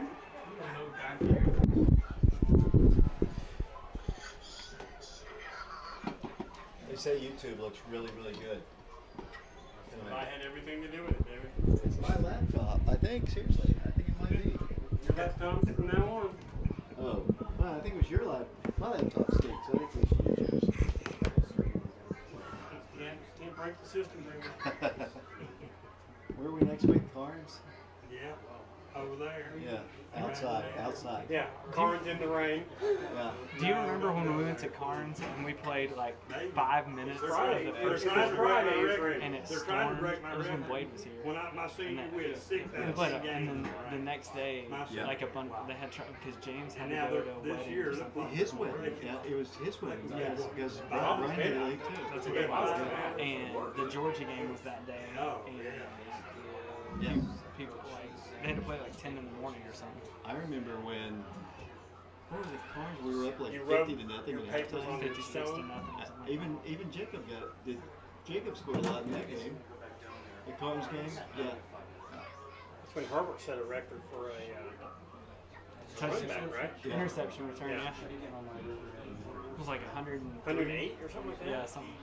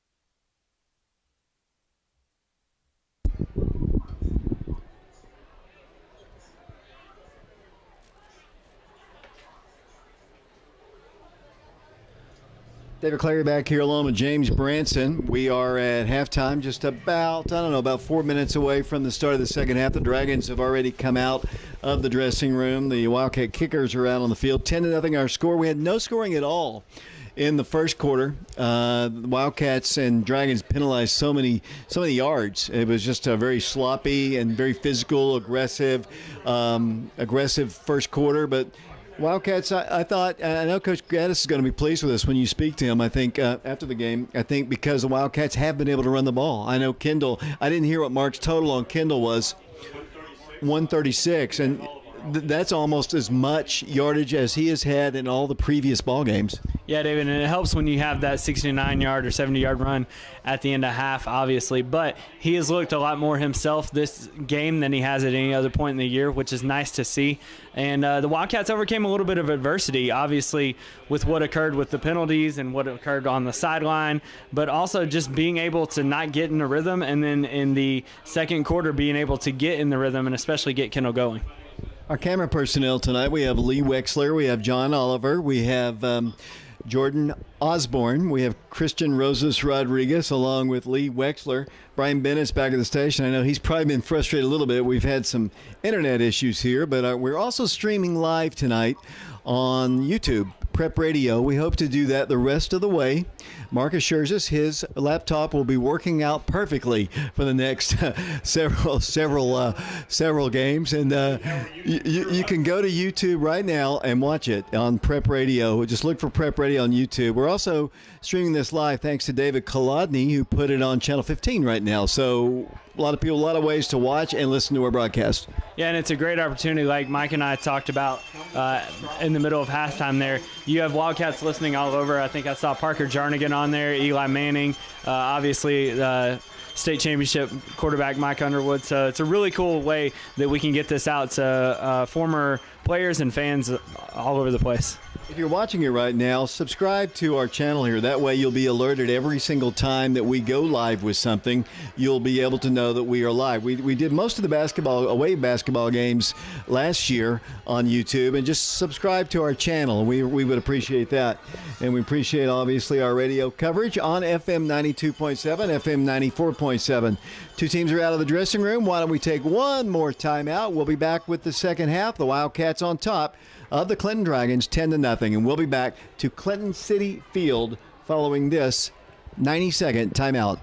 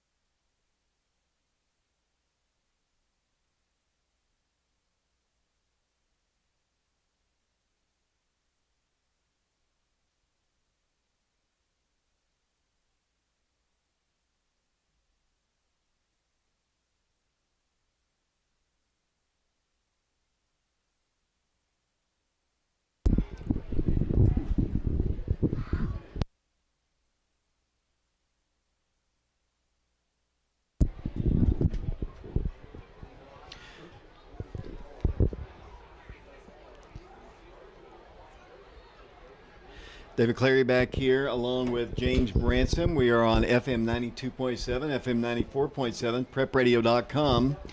Got another poor connection here, James. I see in the future you getting ready to reboot the radio computer, but Well, we're trying to get Matthew Calhoun a moment ago to speak to us on the radio here. Matthew, of course, second leading tackler on the Wildcats the last 2 years, but Matthew just decided he wanted to do camera and not talk to us. Yeah, it's really nice of Matthew, though, to come and help us out, and really nice that he was able to be here with us tonight. We always love having former Wildcats back out, helping us out, and obviously roaming the sidelines. Okay, James, let's talk about it from a coach's perspective. I know they're up 10-0. It was a very sloppy first half. I thought the offense started to get things going. The defense obviously was pretty solid with the shutout. But what do you expect them to do in the second half? Well, obviously, you're playing with the lead now, which is is in your favor.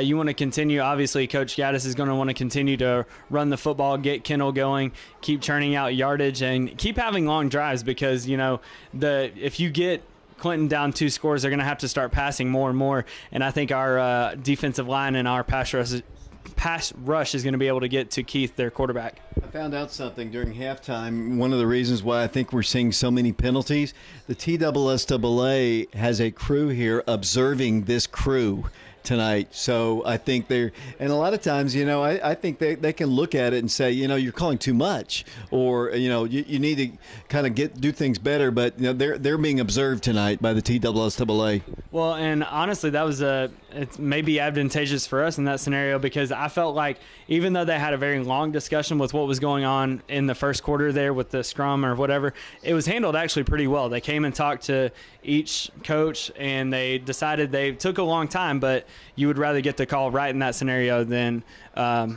penalize somebody more than the other.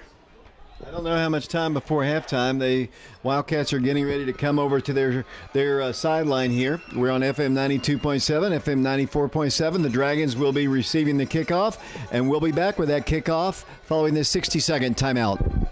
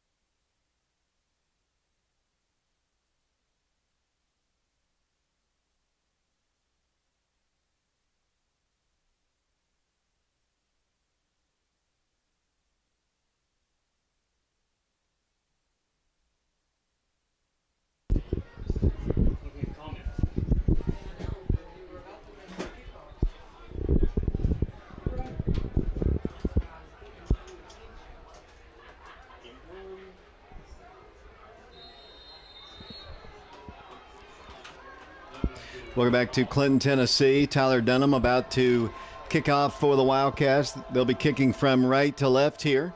Wildcats on top 10-0 in this region ball game here from Clinton, Tennessee. Here's the kick. It's a very short pop-up kick. This time it's going to be bouncing and be fielded by Wildcats say they have it and no signal. But when the ball is on the field, we saw the Cowboys and the Falcons ball game. Clinton guy was backing up. Guy was backing up. The Wildcats need to fall on that, and that's their ball. Yeah, David, it looks like the Wildcats kind of pulled up. They weren't exactly sure where the ball was, but you want to see them keep sprinting through that and basically get down there, and you can catch that right off the air if you can get that far, and as long as it goes 10 yards downfield. That's what you want to see the Wildcats do. Not exactly sure why the Clinton kick returner there didn't pick up the football, as the whistles have blown for the play clock, and the Clinton Dragons aren't on the field. Boone and Morgan on the line. Jackson Adams along with Trey Rowe, defensive ends. I'll set the linebackers and secondary in a moment. First down, 10 yards to go for the Clinton Dragons. Keith the pass. Pass is going to be incomplete. Bounced up there. It hit the ground. It'll be second down and 10 yards to go. A little bit of a tough coverage there, David, as the Dragons had 3 receivers to the quarterback's right. The farthest receiver ran in and the other 2 ran out, so it caused a little bit of a pick there, but the Wildcat defense was able to pick it up and force an incompletion. 11:48 to play, third quarter. Remember, at the conclusion of the ball game, Coach Joe Gaddis will be with us. We'll have some player interviews as well. James is already formulating who he wants to speak to. It'll be second down, 10 yards to go. Ball resting right at the 35-yard line of the Dragons. Keith at quarterback, second and 10. It's going to hand it off to the back, and he got really hit. Elam was there, but the first guy to hit him, I'm trying to see that number, that is Jacob Bourbon. No surprise there. Jacob loves to put a hit on. Yeah, and I wouldn't be surprised if Jacob Bourbon, with how he's played so far this year, is probably one of the Wildcats' leading tacklers, if not the leading tackler. Third down, we'll call it 8 yards to go for the Dragons, moving left to right, wearing their all-black jerseys with orange numerals, some white trim. The Wildcats showing blitz here off the corner. They're going to run right into it, and then Keith's going to get a first down and more. Moves the ball to the 40-yard line. Good play by the freshman as he brings the ball across the 45-yard line up to the 48. Good decision on his part. Yeah, and he's very quick and just able to use his feet and get upfield there as the Wildcats want to blitz and put some pressure on him, maybe force the freshman to try to make some mistakes, but he hasn't made many so far. Here come the Dragons. First down, 10 yards to go. Ball is at their own 48-yard line, moving left to right here. 11 minutes to play. We're in the third quarter, 10-0. Oak Ridge on top. Keith, once again, here's the snap to him. He's going to roll to his right, and he's going to be dropped. Behind the line of scrimmage, he was met over on the right side by the Wildcats, and I believe that was Trey Rowe. They're responsible for the stop. Yeah, it was a really nice job there. Again, Trey Rowe setting the edge for the Wildcats, and Keith had no option but to basically just take a knee and fall on him because he didn't want to face Trey Rowe in open field there because Trey would have made him pay, as it seems like they are waiting for the call offensively, the Dragons are. Loss of 4, I believe, on the play. 10:24 to play here in the third quarter. 10-0 Oak Ridge. Second down, we'll call it 14 yards to go. The loss is back to the 44-yard line of Clinton. 2 receivers for the Dragons to the right, 2 to the left. Keith's going to roll, pitch it to his tailback. Here comes some pressure. He breaks the first wave of tackles, then popped pretty good at the 49-yard line by, of course, number 38. That's Jacob Bourbon once again. Jacob Bourbon doing a nice job coming all the way across the field. A little bit of a tough cover there for the Wildcats as Keith and I believe it was Moody there that were on a little bit of an option play. Missed on the first few, but Jacob Bourbon using his speed there to make that play. Third down, 9 yards to go for the Dragons here. Big play, I think, in the ball game. The Dragons want to establish something. The Wildcats lead it 10-0. Third quarter action here from Clinton, Tennessee. I love coming here. Did my first ball game when I was 15 years old at this stadium back in the day. Here comes Keith to pass, pressured, in trouble. He is going to be sacked.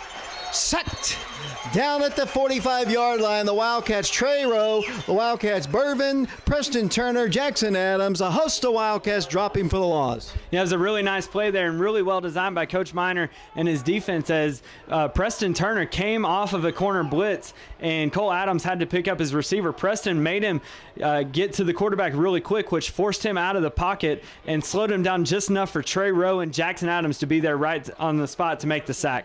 Preston Turner standing back at the 30-yard line.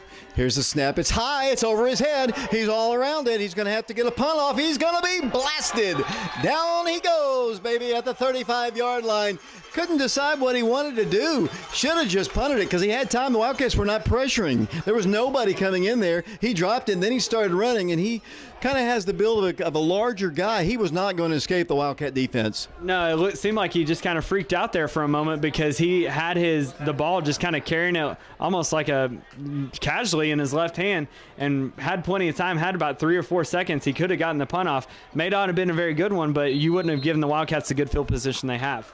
Ethan Hewitt is the center, the first man to the line. The pitch will go to Kendall Jackson. Kendall Jackson moves the ball to the 30, down to the Clinton 25-yard line, close to about 11 or 12-yard gain on the play, depending on where they spot it. My angle is absolutely terrible. I believe it is enough for a 10-back of Oak Ridge first down. Let's see. They stretch the chains. It is just short. It'll be second down and a yard to go. Kendall Jackson, well over 100 yards in the ballgame. Yeah, really nice run there as they just pitched it out to him and had about 3 or 4 blockers and allowed him to run and get to the edge and get nice yardage on first down. 8 minutes to play here in the third period. Second down and a yard to go. Kendall runs the ball again. Strong's his way forward for a 10-back of Oak Ridge first down. Looked like they had him by the helmet a little bit, but it is enough for a first down. Again, it kind of baffles me why people tackle Kendall up high. Both people that tried to tackle him hit him up in the chest, and he just kind of spun out of it and was able to get an extra 2 or 3 yards there and pick up the first down and keep the chains moving for the Wildcats.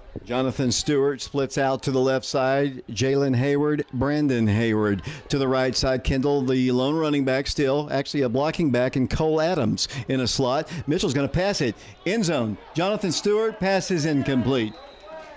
A lot of good coverage over there by Doty, the former Wildcat. Looking at an 0-2 season right now. The Wildcats trying to win their 3rd game. Yeah, David, it was just a little overthrown, almost out of bounds. And again, Mitchell does a good job of either putting it where his receiver could get it or nobody gets it. And Doty trusts there on defending, as well as, I believe, Phillips for Clinton.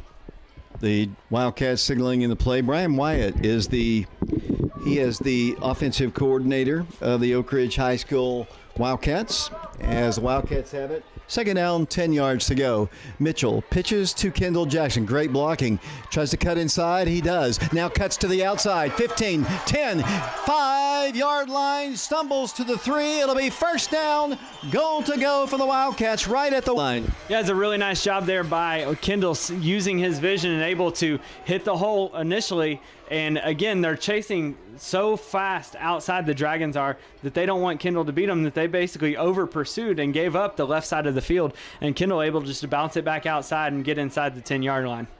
The Wildcats come to the line. The Wildcats have it right at the goal line. Mitchell Gibbons in the shotgun will pitch to Kendall. Kendall has a hole, moves the ball to the goal line, and to the 1-yard line he goes. No signal. It'll be 2nd down, goal to go, inches away from another score. It's a little bit different formation there for the Wildcats from previously when they tried to get into the end zone.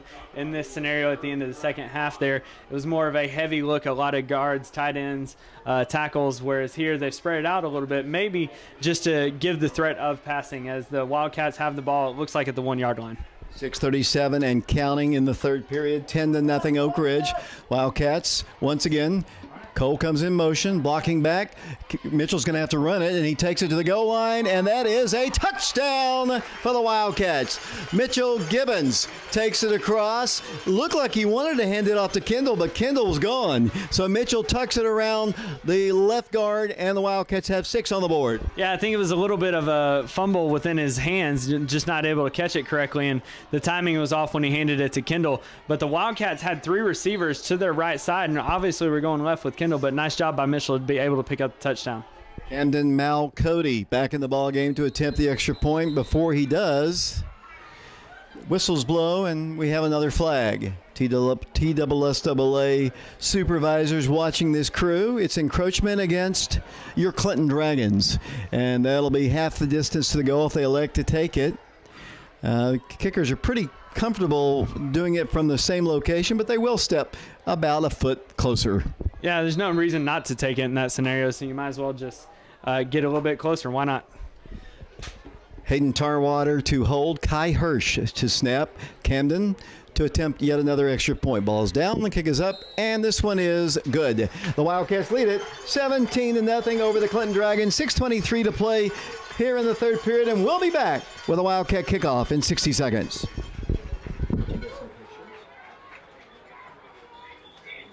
Not bad. Oh, do we have a bad signal? Is that what he said? What did he say to you? Again? You know his total yardage? Who? I'll get to you in just a second. How many people do you have watching?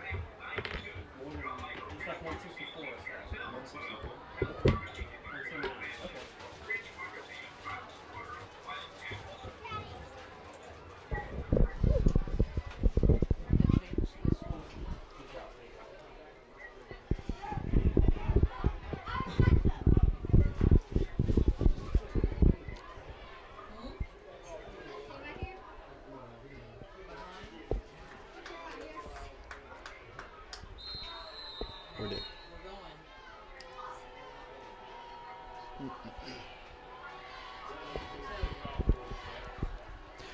Welcome back on YouTube here for the kickoff of the Wildcats. Tyler Dunham will pop it up. Here it is. High, very high kick. Fair catch is signal for. Made fumble on the ground. Who's got it?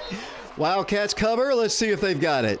Don't see any movement by the Wildcats. It'll be Clinton ball once again at the 35-yard line. Fair catch, and he just dropped it, and the Wildcats will go back on defense.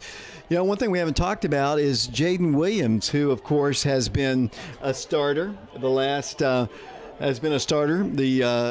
last few ball games. Jonathan Stewart is having to start for him. Jaden had a little shoulder injury, and he might be out for the year. Yeah, David, obviously that's a big loss for the Wildcats as Jaden was playing both ways at slot and a little bit of receiver and also out in the secondary for the Wildcats defensively. One of the fastest guys, if not the fastest guy on the team. Keith hands it off to the back, and he's met in the middle part of the line, and the ball carrier moves the ball, but not a whole lot of yardage. He kept on driving. Give the Dragon credit. He kept driving his legs. One of Clinton's players is, well, flag on the play. Should have known it. Supervisors are here from Nashville or from wherever they might be, and we'll see what it is. It looks like it possibly might be the Clinton receiver, Jeremiah Blavelt, was lined up off sides. I saw him, Preston Turner, kind of interacting there a little bit. As Was he a former Wildcat? Yes, he was. I think he attended the last 2 years at Oak Ridge. Yeah, that's what I thought. So they're going to step yardage off. So we've got a ton of former Oak Ridge players playing for the Dragons right now. 4 total, yeah. Yeah, it's a lot of guys, and a lot of guys that kind of know our guys very well. Is penalty yardage against them. Keith's going to pass. Pass is caught. Moving the ball up the field. The Wildcats make the stop. Preston Turner there on the stop. One other Wildcat, Jonathan Stewart. And one other Wildcat as well, Jaden Elam, I believe. I can tell you, there's no love lost between some of these players out here. No, there's not, and they know each other really well, as that was Braden Taylor there on the reception for the Clinton Dragons, as I think Clinton's going to have to start passing a lot in order to catch up. 5:08 to play here in the third quarter, 17-0 Oak Ridge. Wildcats in the lead here at Clinton City Field. Next week we'll travel to Carnes, last road game of the year in the regular season for the Wildcats. The Beavers had a big victory over Campbell County last night on the Packers television. And here comes Keith to pass. High, floating pass is incomplete. Matthew Swigert defending for Oak Ridge. And he throws it over and well out of bounds. It'll be 3rd down and 15. Yeah, that was Jeremiah Blavelt there out on the route for Clinton. I was very impressed there with Keith's arm as he threw that from one hash to the opposite sideline and nearly allowed Blavelt enough room to catch it, as we'll have the punt here. 3rd down. 3rd down, 14 yards to go. We're down to 4:41 to play. Third period, 17-0 the score. Keith, as the quarterback, took over for Thackerson, who got hurt in that opening ball game, was the quarterback last year for the Dragons. His brother was a fine quarterback here. Went up to Carson Newman. Flags are down again. They're offsides again, it looks like. It looks like we'll have a 5-yard step off again against your Clinton Dragons. Yeah, it's one of those things where you just got to line up and make sure that you check. If it's a receiver, it's a very simple thing. Look to the referee and make sure that you check. He's going to either tell you if you're on or off. So obviously it's mental errors at this point for Clinton. Wildcats have on the line Kai Hirsch and Jackson Adams. They have Morgan and Boone. Linebackers remain the same. Kelly, Bervin, Elam. And here come the Dragons. It is now 3rd down, 19 yards to go. Wildcats trying to get a boom! Big stick! Brian Kelly killed him. Annihilated the young man. Down he goes to the 15-yard line.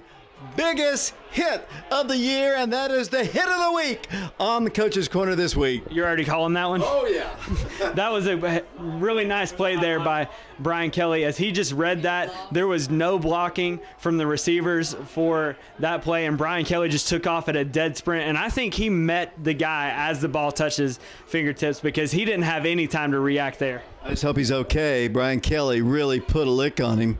You know, that's all well and good for us, but now you feel for this young man from Clinton. He's up. He's on his way over to the sideline, so I'm glad he's not hurt. But, wow, what a hit by the sophomore. Yeah, he's a great player, very athletic, and there's a reason that they moved he and Jaden Williams up, obviously, you're seeing last year, and why they got a lot of playing time. Big stick right there. That's, Coach Miner really wants a boom big stick out of that. I gave it to him. In fact, I held that boom for a while actually. Coach Miner peeked in. That's funny. I wonder if his arms went up in the air both to celebrate on that one. I don't know, but it's 4th down, and Preston Turner is back to receive the punt here. 17-0 Oak Ridge. The Wildcats trying to beat Clinton for the 12th consecutive year as they're in punt formation. 4th down. He's going to punt it. It's spiraling this time. Preston makes the catch at the 40, to the 50 he goes. Once again to the 45. Preston Turner to the 40, to the 35, to the 30. Preston Turner to the 20. Makes a cut inside, down to the 13-yard line where it'll be 1st and 10, Oak Ridge. Great return by Preston Turner. Really nice job there by Preston. If he kind of had to catch that over his shoulder, that's not a punt that they had been seeing because all the other ones have been short. That one's a little bit over Preston's head. Really nice job there as he took it over his shoulder, turned around, and just sprinted up the Oak Ridge sideline there. And really nice blocking there, I believe, by Jonathan Stewart for sure. I saw him out there, and maybe even Cole Adams on that play. It'll be Oak Ridge. 1st down, 10 yards to go. The ball is at the 13-yard line. 4 minutes to play here in the third quarter. 17-0 Oak Ridge. Wildcats in motion with Osborne. Handoff goes to the running back, trying to get room. That's Kendall Jackson. Nothing really. Nothing at all. It'll be 2nd down and about 10 yards to go. Yeah, it's one thing you saw. I believe that was Osborne there that came in motion. He stopped about at the middle of the line of scrimmage. The Wildcats maybe want to be careful of disguising that a little bit better, as it might give away exactly where the ball was going, which I think the Clinton defense read there. Is Kendall, I believe, was only able to get maybe a yard or back to the line of scrimmage. You know, coming into this game, Mitchell Gibbons had some milestones he could have reached tonight, but the Wildcats, like Coach Gaddis said, are going to run the ball, and they have.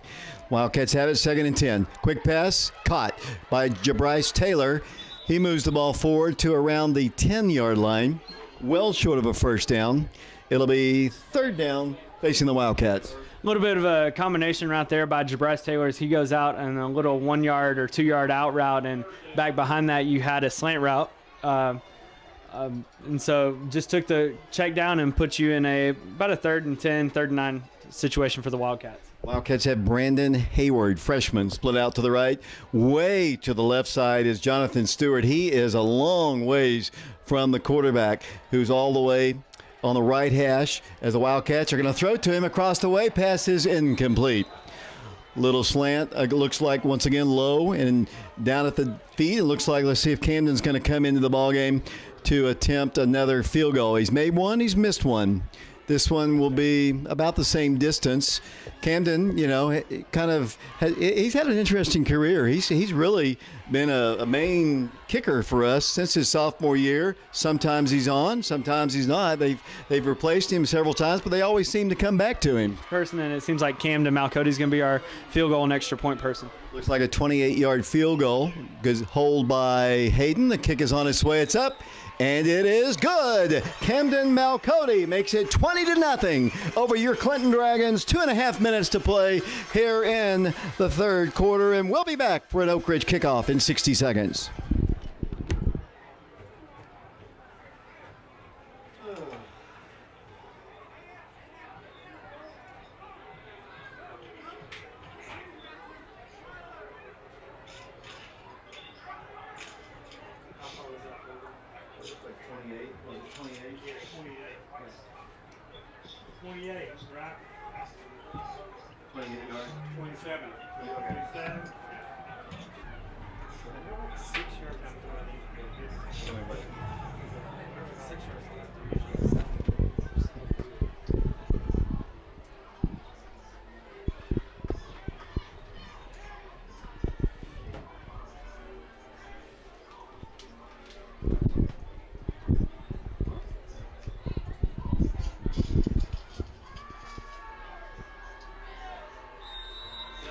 Welcome back on YouTube here, streaming live.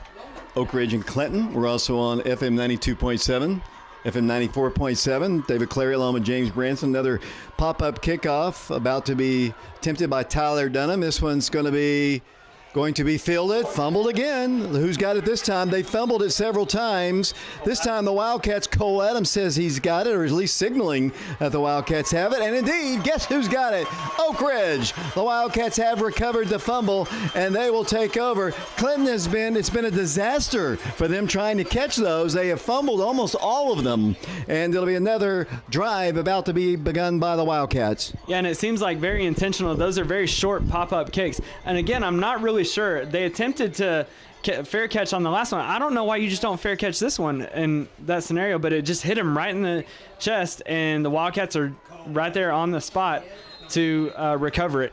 Who was it who recovered? Actually, I think it was. I think I said Cole Adams. It may have been Brian Kelly. He came off the field pretty excited there, and he was the one sprinting up the field. And here come the Wildcats once again. They'll start this drive right at the 40-yard line of the Dragons. 2:29 to play. We're in the third quarter, 20-0 Oak Ridge. The Wildcats will pitch to Kendall Jackson. Oh, big block by Jalen, but Kendall goes down in the backfield. So it's a little toss sweep there. The Wildcats, Kendall's going to have a pretty good night's sleep tonight because he has carried the ball a ton of times here tonight. Yeah, and he's got to be getting close probably to 170, 180 yards rushing for the Wildcats, as he's had a great night, nice rebound night for him. As you mentioned, I think Mitchell Gibbons is really close to several records, getting higher up in the record book. You'd like to see him get a touchdown pass here to tie or move into second place. We'll talk about that when it actually happens, but Mitchell's got a lot of milestones he's getting ready to reach here. Mitchell has it, and it's a loss on the play of 4. Second down, 14, high snap. Mitchell's going to pass across the way. Pass is incomplete. Double coverage. Tried to throw it to Jonathan Stewart, and then there's a late flag, and another Dragon losing his temper. And Coach Keith got to get a handle on his Dragon team. I know there's a lot of talking that's gone on between the two teams in social media. Social media is just a terrible thing, James. I have my Twitter to make sure everyone's up to date with scores and such, but man, the way they go back and forth against each other. Yeah, and, it's a good thing for us to be able to get things out there, get positive things out there, but obviously it makes trash talking and communication between schools and athletes a little bit more accessible nowadays. I think it's the former Wildcat maybe who's involved here, so we'll see. The official comes over, referee. They're going to step yardage against the Dragons. No shocker there. The former Wildcat looking at an 0-3 start. If the Wildcats hold on to this one, got to be a little frustrated. You play for Oak Ridge, you make it to the second round of the playoffs last year, and he knows all these guys, obviously, if it's indeed against him. And yeah, David, and it makes it a lot more competitive. And going against your own friends, obviously you want to better them or best them in any type of competition. We got a lot of people listening to us in a lot of different places. Just want to give a quick shout out to my wife and kids, Emmett and Avery, as well as they're listening to us. It's always good to know that Emmett and Avery are listening to us. And with 1:40 to play, they have yet to really step off anything. And these guys, I agree with what you said earlier. They do get together and talk a 9-yard line, and now I don't think they were really too set. Now they're coming over, and I think they've just tossed somebody out of the crowd.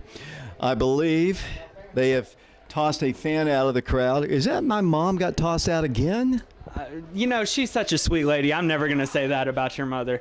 But Mark said an interesting scenario. They stepped off 16 yards for a 15-yard penalty. So, but to your point, they do come together, and they're trying to get this figured out, and they're trying to keep everybody safe in this scenario. Well, we're down to 1:40 to play. Of course, everybody is rubbernecking to see what's going on all the way down to the left. In fact, even our own Mark Case, he's gone out the booth here to check on what's going on. You never know. I mean, it's out of our view. Coach Miner and his touchdown stance is blocking our view here. We cannot see him at all.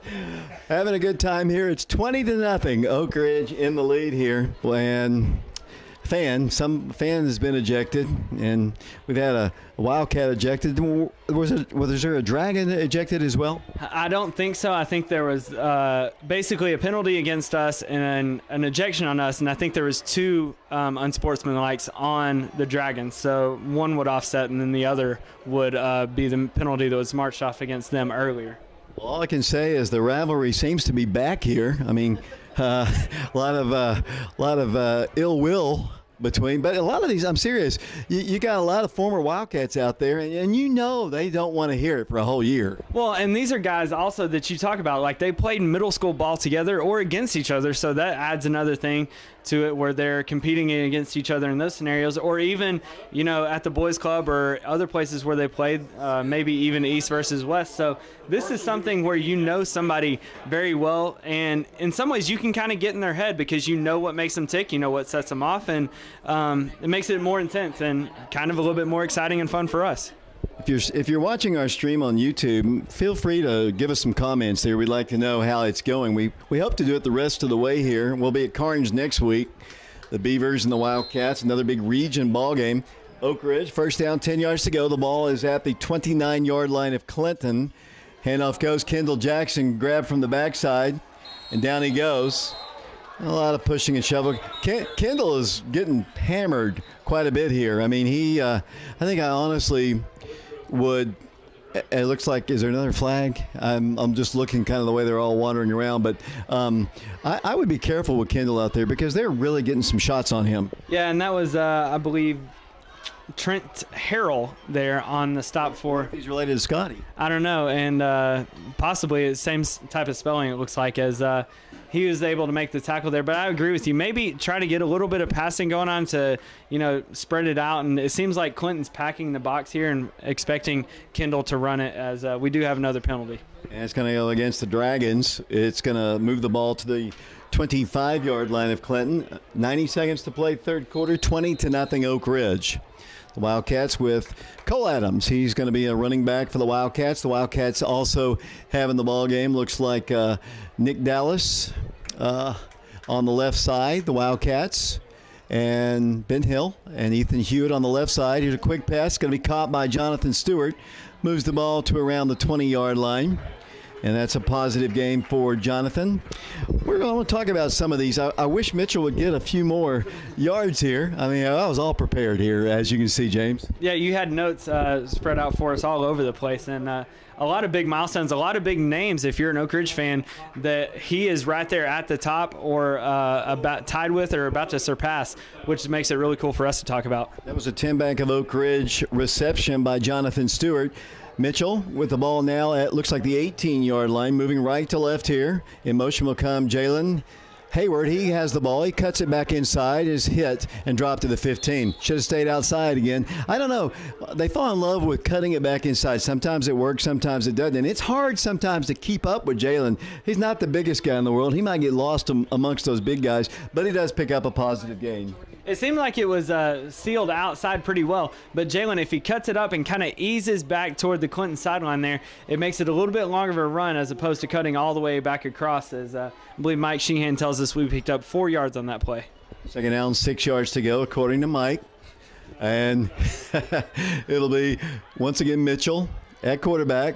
Handoff goes, Kendall Jackson moves the ball, and continuing to move. Across the 15, the pile moves, and they come out of there with the ball somehow, and they're going to say it's a fumble. So evidently Kendall had the ball stripped away from him. It looked like by number 40.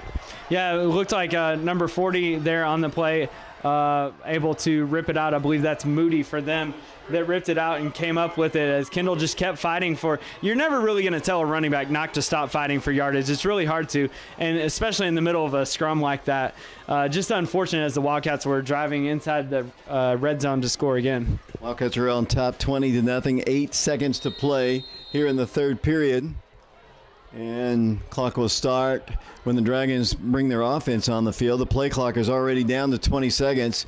Coach Keith has a long conversation in his offensive coordinator. I think the former quarterback at Clinton several years ago, taking over as offensive coordinator. They're down to 9 seconds.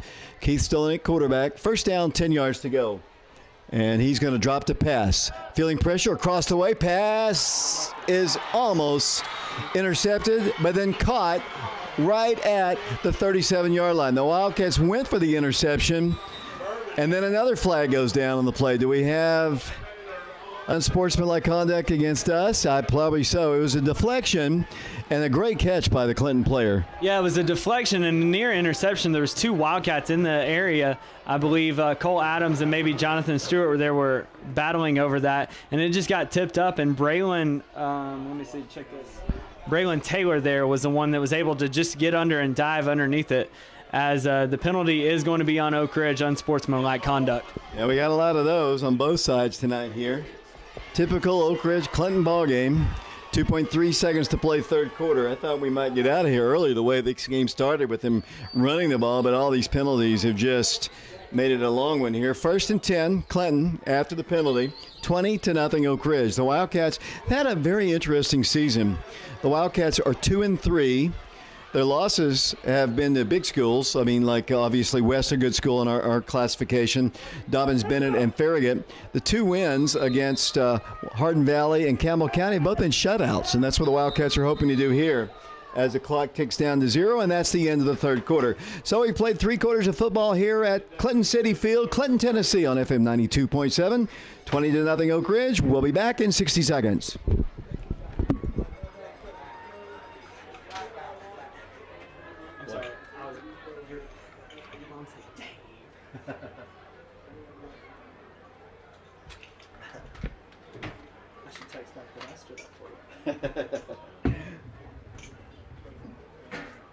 I've already heard from my mom. She heard me say that. Oh, boy, yeah. No. So she didn't come. That's what you get. She's not the one who ran behind it, because her hip won't let her. Yeah, that's true. Mind you,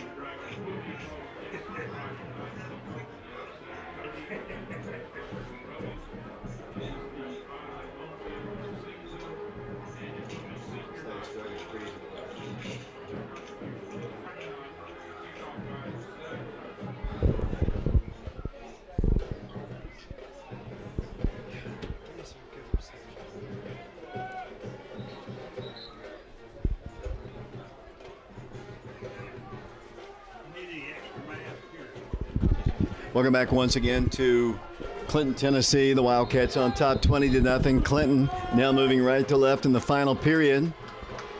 Down 20-0. Clinton has it, first down, 10 yards to go. Keith the pass. Pressured, in trouble, now will run. Looks to run. Here comes the Wildcats in pursuit, and Brian Kelly just tracks him down. Surprised he didn't try to cut it up the field a little quicker than that. He allowed Brian Kelly to catch him, and they're going to lose yardage on the play. Freshman mistake, I think, right there. Yeah, and Keith's got a lot of speed, as he's shown us earlier in the game, but credit Coach Miner for calling coverage there, because you know that everybody was dropping deep. The line got enough of a rush to flush him out of the pocket, but Clinton's going to have to throw the ball to catch up and score here. You're down 3 scores with 11:49 left in the fourth quarter. 20-0. It's a loss of 2. Second down and 12 yards to go. The ball back at the 49-yard line, actually between the 48 and the 49-yard line of Clinton. 11:49 to play in the ball game. Second down, 12 yards to go. One lone running back, and he's trying to get in position. Keith has the snap, hands it to the back, and he moves the ball across the midfield stripe. He's drilled by Trey Rowe of the Wildcats and one other guy. That'll be Jacob Burvin. It'll be third down facing Clinton. Third down, we'll call it 10 to go against for the Dragons. As one thing that the Clinton might consider doing, I don't think they do a lot of it, but why not run a screenplay? You have a lot of people playing coverage, and the defensive line's getting a lot of penetration. Why not? 11:25 to play in the ball game. Keith Strait dropped way back for a pass, which is going to be caught. He goes backwards, though, and he's going to lose yardage and not get a first down. If he goes down the sideline, cuts it north and south, they have a first down. But no, he goes backwards, all the way back to the 45-yard line where it'll be 4th and long, but I don't believe they'll punt. I believe that was Wesley Phillips on the reception, and I think his momentum for the first 2 steps was taking him backwards. There's just a little curl route as it looks like Clinton's bringing on the punt team, but he just continued that way and then ran inside. If he just turns around and goes upfield toward the sideline, he gains positive yards. Let's see what they're going to do here. They're in punt formation. They're down 20-0, 10:42 to play. They're laid a guy onto the field here. It's 4th down. Looks like about 7 yards to go. Let's see if they snap it. They're going to snap it to the punter. And he is going to punt it down the field. And it's going to roll dead. And the Wildcats get away from Wildcats will take over right at the 19-yard line. Very awkward scenario there, as you literally said. He just caught it, and the Wildcats weren't rushing. I guess he was waiting to see if something came open or if he was going to be able to run it. But that was a different punter than we'd seen in there before. That was number 15, which was Trent Harrell, one of their defensive linemen. So they took their previous punter out from that last punt. Remember, at the conclusion of the ball game, we'll have the statistics, we'll have the scoring summary, we'll have Coach Gaddis, we'll have player interviews down on the field. James will handle that for us here as the Wildcats have it. First down, 10 yards to go. Maybe we'll get some scores of other ball games here in a bit as well, as the Wildcats will pitch it out to Kendall. Needs a blocker. He didn't have much in front of him. He's going to cut it up the field and stumble across the 20 up to the 24-yard line. He was all by himself out there. Didn't have any blockers. He did it all on his own. He comes up lame, holding his right shoulder and or his left elbow. And, you know, I was saying this earlier. They've run him an awful lot in this game. You don't want to get him hurt, and it looks like that might be the case. Yeah, David, as he was, like you said, all by himself. He was getting pulled by that hand, I believe, or that arm, and slowed down. And I believe that Doty Truss kind of whiffed on a tackle and allowed Kendall to get a couple extra more yards there. It is a gain on the play of, we'll call it 5. Second down, 5 yards to go. 9 minutes, 44 seconds to play. The Wildcats trying to beat the Dragons for the 12th consecutive time. And here comes the handoff, this time to the back, and he is hit in the backfield and tripped up. That's Jabryce Taylor. It'll be third down for the Wildcats, third and about 5.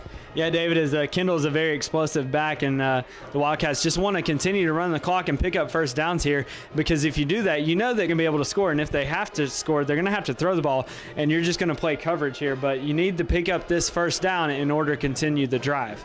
Preston Turner splits out to the far right. To the left side, wide will go Jalen Hayward, Brandon Hayward. The Wildcats have Jabryce Taylor in the backfield. The Wildcats have Mitchell Gibbons at quarterback. They've got a slot to the right. It's been cold most of the ball game.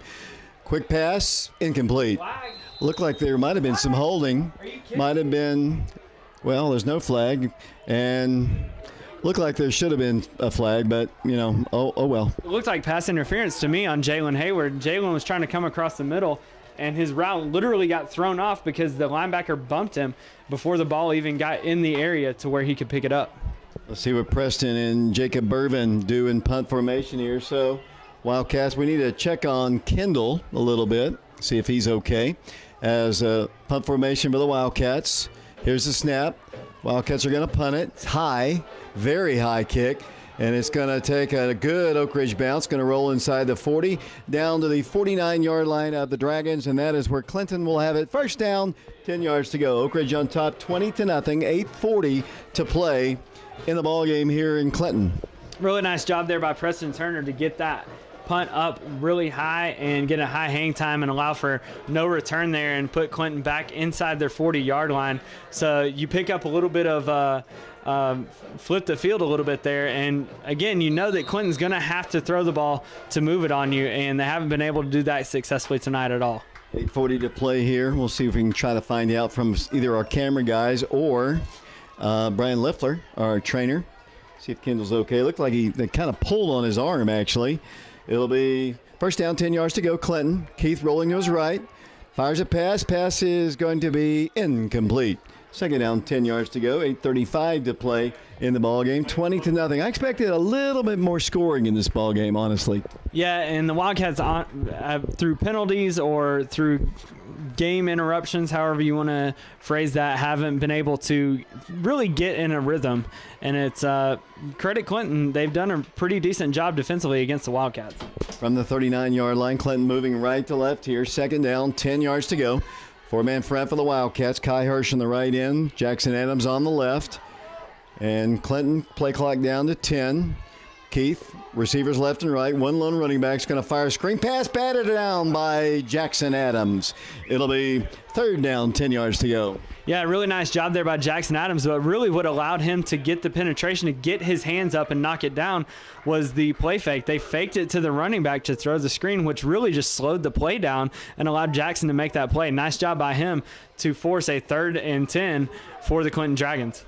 20-0 Oak Ridge, down to 8:28 to play in the ball game here. Once again, freshman quarterback, coach's son. Coming up to the line of scrimmage, receivers left and right, 4-man front. The Wildcats showing like want to put a little pressure on him. There might have been movement on there. Keith back to pass, in a lot of trouble. Down he goes on his own.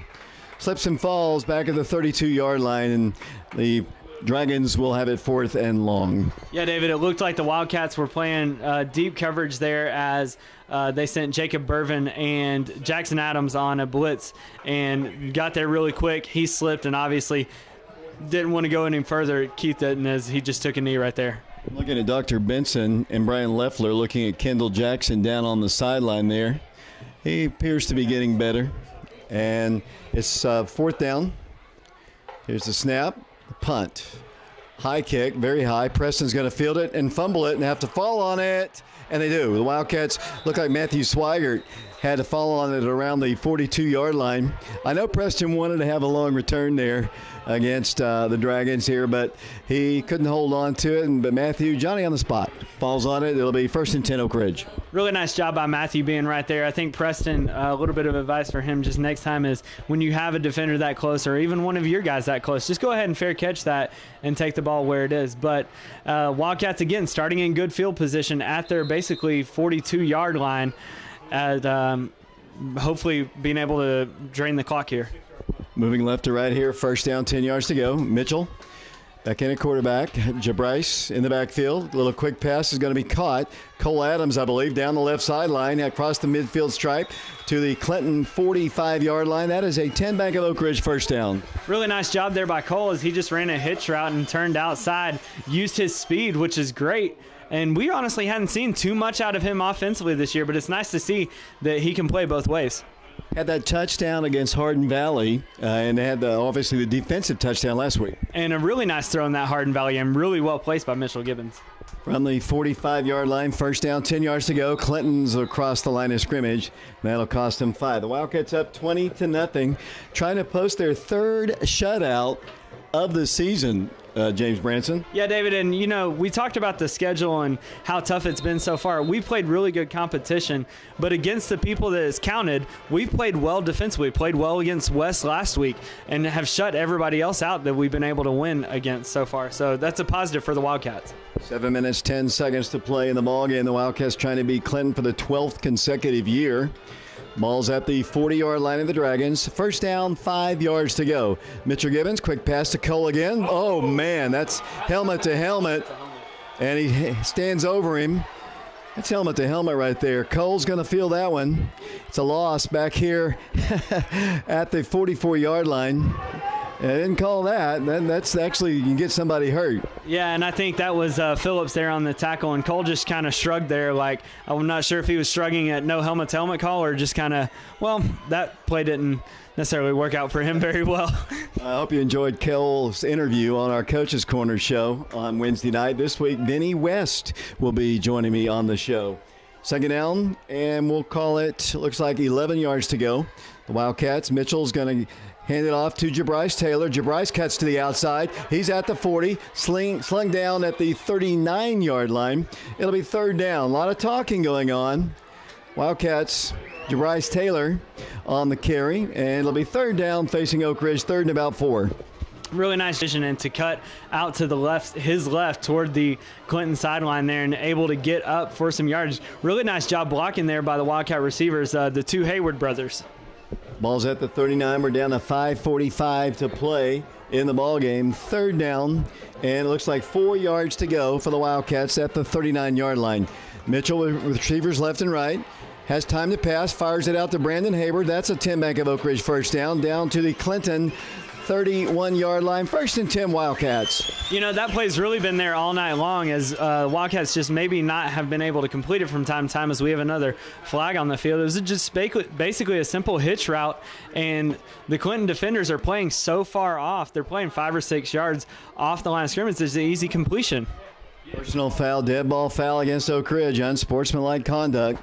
I know Coach Gaddis is not going to be pleased with that. I mean, Clinton's had their share too, but there's no need for that. You are winning the ball game, 20-0. just go out there and beat them like you always do. 12 years in a row if we hold on to this one. Well, and it's something that's not necessary. Like you said, all you have to do is turn and point to the scoreboard. That's all you really have to do in this scenario. Stay in your game, stay in your element. Don't let them get in your head, because obviously they want you to do that. They want you to get mad, they want you to get angry, and they want to throw you off your game. So it'll be first down. The Wildcats did pick up the first down, so it'll be first down and 11 yards to go. Ball is back here at the 40, around the 46-yard line. Brian Wyatt signaling more plays in. Dragons looking at a shutout here, trying to get the ball away from Oak Ridge. The Wildcats, Jabryce Taylor, the running back. Once again, Mitchell Gibbons. Here comes the blitz. Here's the pitch to Jabryce, and they were all over that. I mean, and he slung down hard back at the 48-yard line. Man, this has been a hard-hitting, aggressive ball game. Yeah, and Clinton's got to be very careful there, as you don't want to get called for a penalty piling on and just jumping on the pile when somebody's already down after the whistle's blown. But you're right, David, both ways. It's been hard hitting. You know, Brian Kelly had a nice hit earlier. I think Phillips for Clinton had a nice hit against us. And obviously what happened in the first quarter was very physical, very intense all night long. Wildcats have it second down and long, second and 16. Here come the Wildcats, 4:28 to go, going backwards here, but clock is moving. Mitchell fires across the way, pass caught. Brandon Hayward across the 35, down to the 30-yard line, another 10-bank of Oak Ridge first down. They're allowing a little bit aggressive tackling on the Dragons' part, but a beautiful throw that time. Beautiful throw and beautiful route there by Brandon Hayward. Just a little bit longer than a slant route, cut inside his guy, right inside the outside linebacker as well, and able to get up to the safety level and sprint for a first down. Runs really well, clean routes, and able to use his speed to pick up the first down for the Wildcats. Mitchell needed into this game 94 yards to tie Scott McMahon for second on the all-time passing list. He came in with 3,106 yards. He's going to pass again. Fires a pass in the flats, this time caught by Preston Turner. Preston lost the ball, and Clinton, I believe, has it. Right at the 23-yard line. He made the reception, and looks like the Wildcats somehow got the ball back, and they did. The Wildcats lineman comes up there with it. Vinny West, our guest, and he and Ethan Hewitt celebrate. So great play by Big Vinny. Love when the big guys get to touch the football, especially that you see the whole sideline, the Oak Ridge sidelines jumping up and down. Nice job by Vinny to be awake and be alert as to what was going on in that play and be able to sprint and outfight the Clinton Dragons for that fumble. 3:19 to play in the ball game. Oak Ridge on top 20-0, trying to post another shutout, third one of the year if they can hold on to this one. The Wildcats have once again Jonathan Stewart, Jalen Hayward split to the right, Cole Adams, and one other receiver. Cole comes in motion across the front of him, blocking for Jabryce Taylor, who gets the handoff, and he splurts through the 15, 10, 5, into the end zone, touchdown, Jabryce Taylor, and then a flag comes down in the end zone, but it is 6 points on the board. The Wildcats putting another touchdown on the board with 2 minutes and 50 seconds to play in the ball game. Really nice job there by the offensive line for the Wildcats, as they were just able to open up the hole there, and Jabryce really didn't have to do much work other than just sprint right down the field. Barely even got touched until he was 6 yards deep in the end zone, which I'm assuming is what the penalty will be. And we'll have to check a long conversation. These officials are going to earn their money here tonight, and they're pointing to Oak Ridge. Wildcats do have the touchdown. It counts. It's 26-0. Where they'll kick the extra point is another discussion. And I see the Wildcats backing up.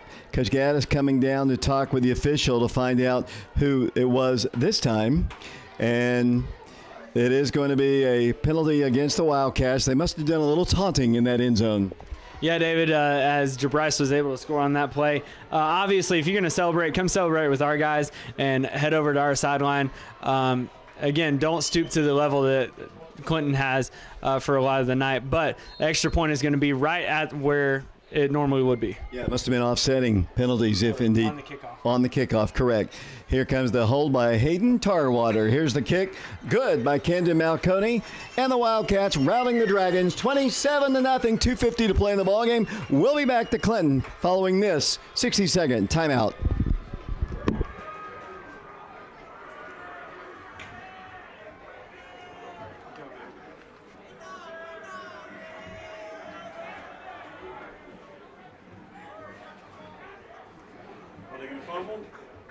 Kickoff? Probably. They had like 3 straight, right? Yeah, or more. Do you think that we can officially say that we're beating them? We're going to beat them now? I just said it was a route, so yes. Because you keep saying, hopefully we will beat them. I've been wrong before. 2 minutes and 50 seconds.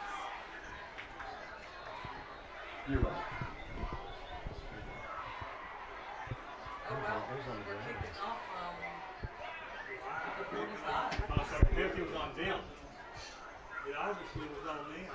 15-yard penalty. Right? David Clary back here along with James Branson.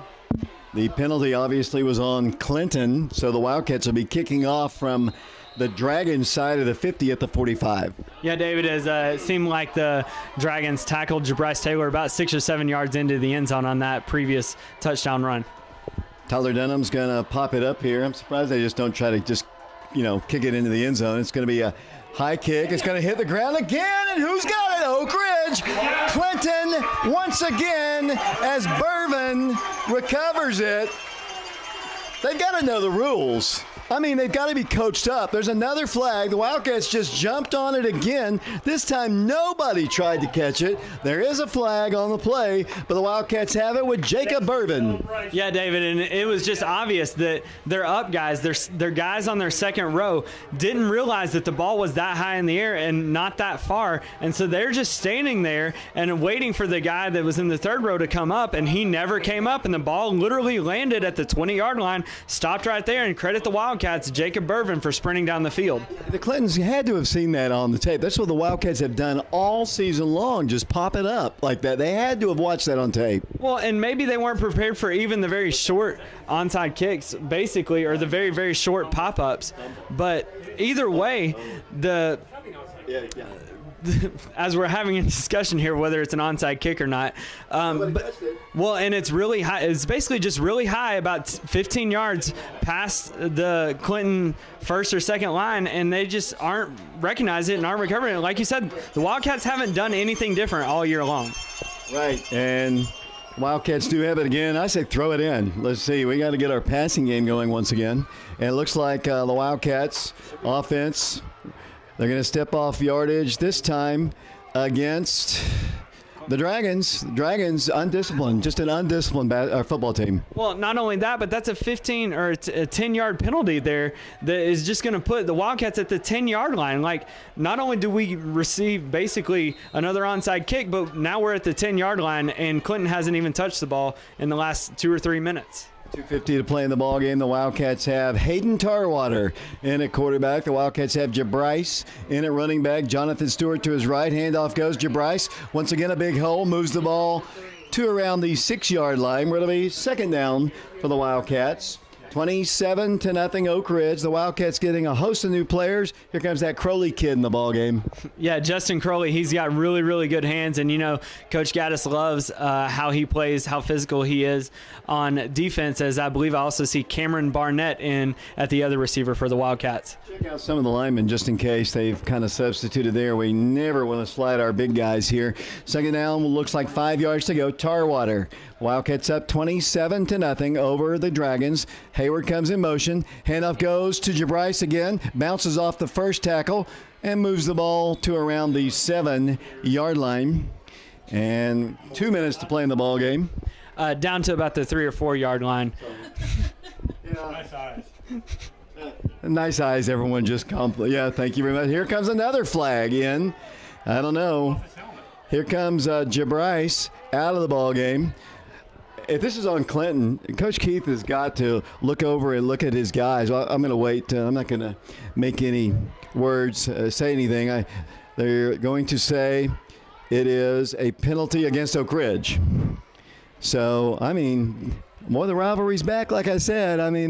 It's gotten heated. From 58 to 70, they didn't play because of a lot worse than obviously this. A lot of things happened back in the day. I think if I was asked this week, have they played every year since 1943? I said no. There's been several years the rivalry just got too hot. Yeah, and I think isn't this we say it's a rivalry, but I think this is the team that Oak Ridge has its most wins against ever. Right. This will be 47 wins against the Dragons here in 1 minute 55 seconds and 12 in a row. Yeah, and on that penalty, it was a 5-yard penalty, so the Wildcats are now back at the 9-yard line, so they basically have 3rd and 9, so they can pick up a first down just inside the 1-yard line. See what Hayden and company can do here. The Wildcats, Cam Barnett split to the right, had a nice touchdown reception against West in the junior varsity ball game. Wildcats have single man split to the left. Hayden's going to pass it. Looks, has all day. Rolls now about to be sacked. Didn't have as much time as he thought. He was back there casual and very cool as a cucumber, but it was closing in on him quickly. It was closing in on quickly, but at least credit Hayden there as he stayed in the pocket, kept his eyes downfield as this is going to be 4th down, I believe, for the Wildcats here as they're substituting a lot of players in. It looks like we're going to get a kicker. We're going to go for a long field goal. I believe that might be Pearson, and a timeout is asked for by Oak Ridge. 1:06 to play in the ball game. The Wildcats up 27-0, trying to put 3 more on the board. And the Wildcats substituting a host of new players in the ball game. Looking down, let's see where Kendall is. Hopefully he's okay. And he's got a little thing on his shoulder, holding his left forearm. He doesn't appear to be in a lot of pain there. We need him against Carnes, though. It's a big region ball game.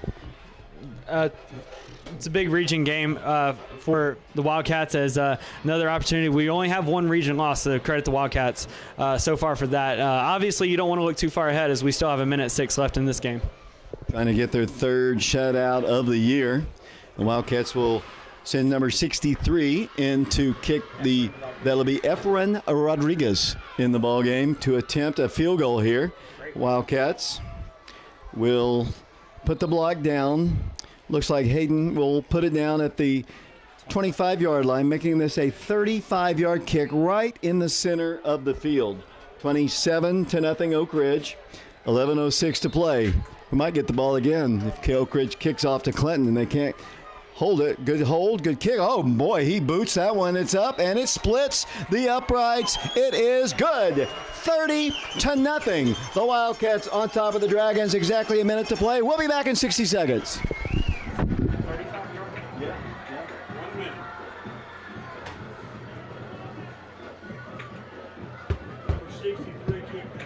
35 yards. 35. John. James is going to go down the field to do interviews down there, and just zoom in on him with that camera. Tell Jordan, your camera, and tell Jordan to do the same.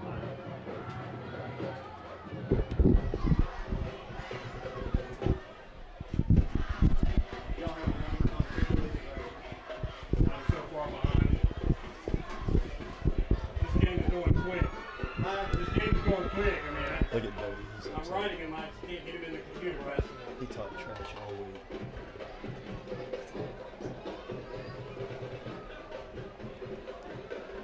They got all the receivers back here now. Yeah.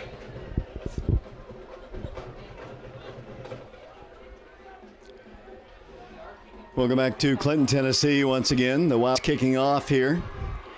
Once again, Tyler Dunham to kick off. 30-0 Oak Ridge, exactly a minute to play. Welcome back on FM 92.7. Clinton's got a host of good hands people now. Let's see what happens. Here's the pop-up. Once again, it's in the air, and this time it is fielded. And it's caught by Keith. I guess the coach's son, he knows what to do. Well, and obviously he was calling a fair catch right there, and all he has to do, you can call a fair catch and catch it. That's all you have to do on these pop-up kicks. Just call a fair catch and catch it because they can't touch you. They literally cannot touch you, and they have to give you space to catch it. So why not call a fair catch? It's still baffling why that hasn't happened all night long. And now we're going to have the Clinton offense on the field here. 1 minute to play. James will be heading down here in a moment to do some player interviews. Have you decided whom? Not quite yet, as we have a couple subs in. I believe Drew Thomas is in corner and Andrew Ferreira for the Wildcats. Wildcats still have Bourbon in the game. Kelly's in the ball game. Low snap. Keith picks it up. In trouble. He is going to be sacked. J.K. Morgan at the 29-yard line, all the way back there. It'll be a loss in the play. 45 seconds to play in the ball game. It'll be a loss of 10. Really nice job there by J.K. Morgan. Really having a really good night for himself, because I believe that's his second either sack or definitely pressure on the Clinton Dragons tonight. So really good job by J.K. He's kind of coming out of his shell a lot more as we get into this season. 30-0 Oak Ridge. We're down to 24 seconds to play. Let's get Mike Sheehan over here in a second here, as Keith's going to hand it off. Running back's going to be tackled by Jaden Elam right at the 35-yard line, and that is perhaps the final play of your football game. Actually, the play is stopped. A timeout is asked for by Oak Ridge, so the Wildcats call a timeout. Mike? James is headed down to the sideline there. He'll do interviews with players and coaches. Coach Gaddis is huddling his group here in front of us. They don't want any kind of problems at the end of the ball game between the two schools. And I think this is very wise. Coach Gaddis is saying, don't do anything dumb. Coach Keith on the other side is saying the exact same thing to his Dragons. Yeah, we've had enough penalties tonight to last us three football games. I've never seen anything like tonight, and we definitely don't want any ill will against Clinton Dragons. They're down 12 yards to go.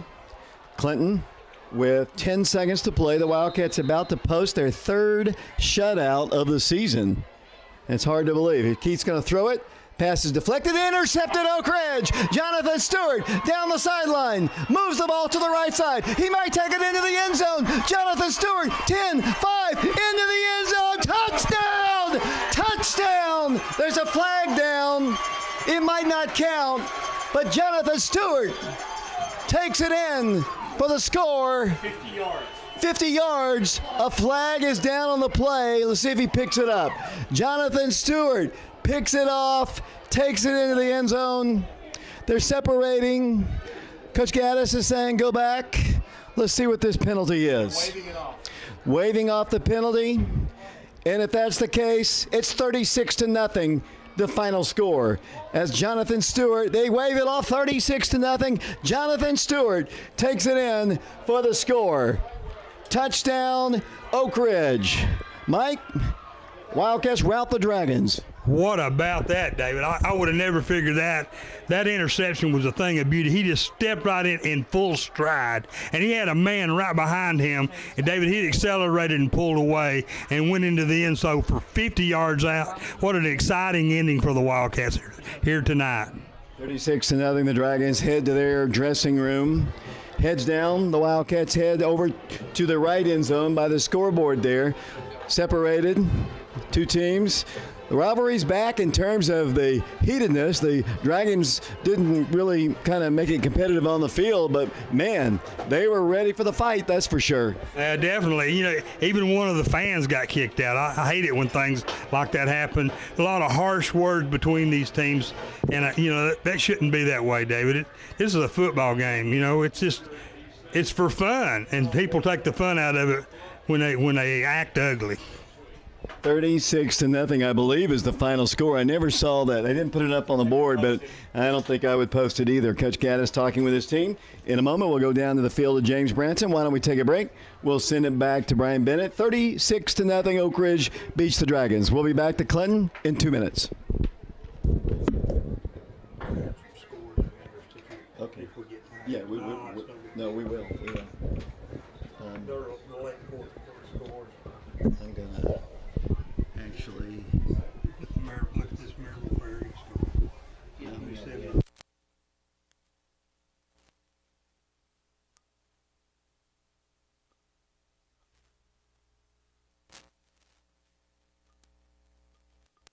Nothing over there. Yeah, it's not. Oh, really? It's less than 50.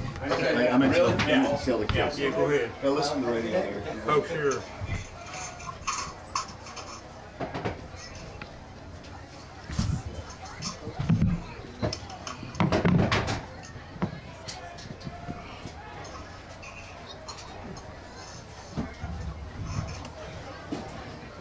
Matthew, did you do good work? Did you give Kelly a boom big stick? I really did, Okay. I had to stick my head in and find out. What are you hearing? It was the longest boom he's ever had. I held the boom for a while. Oh, good. It was a long one. Deserving of a long You'd be proud of him, Jeff.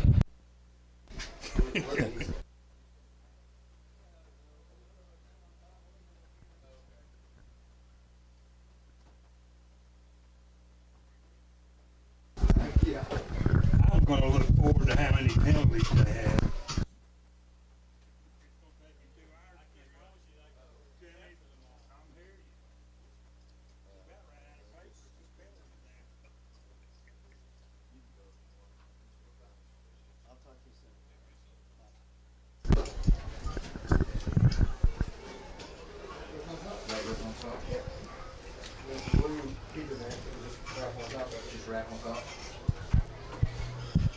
You still got a face for radio. At 21.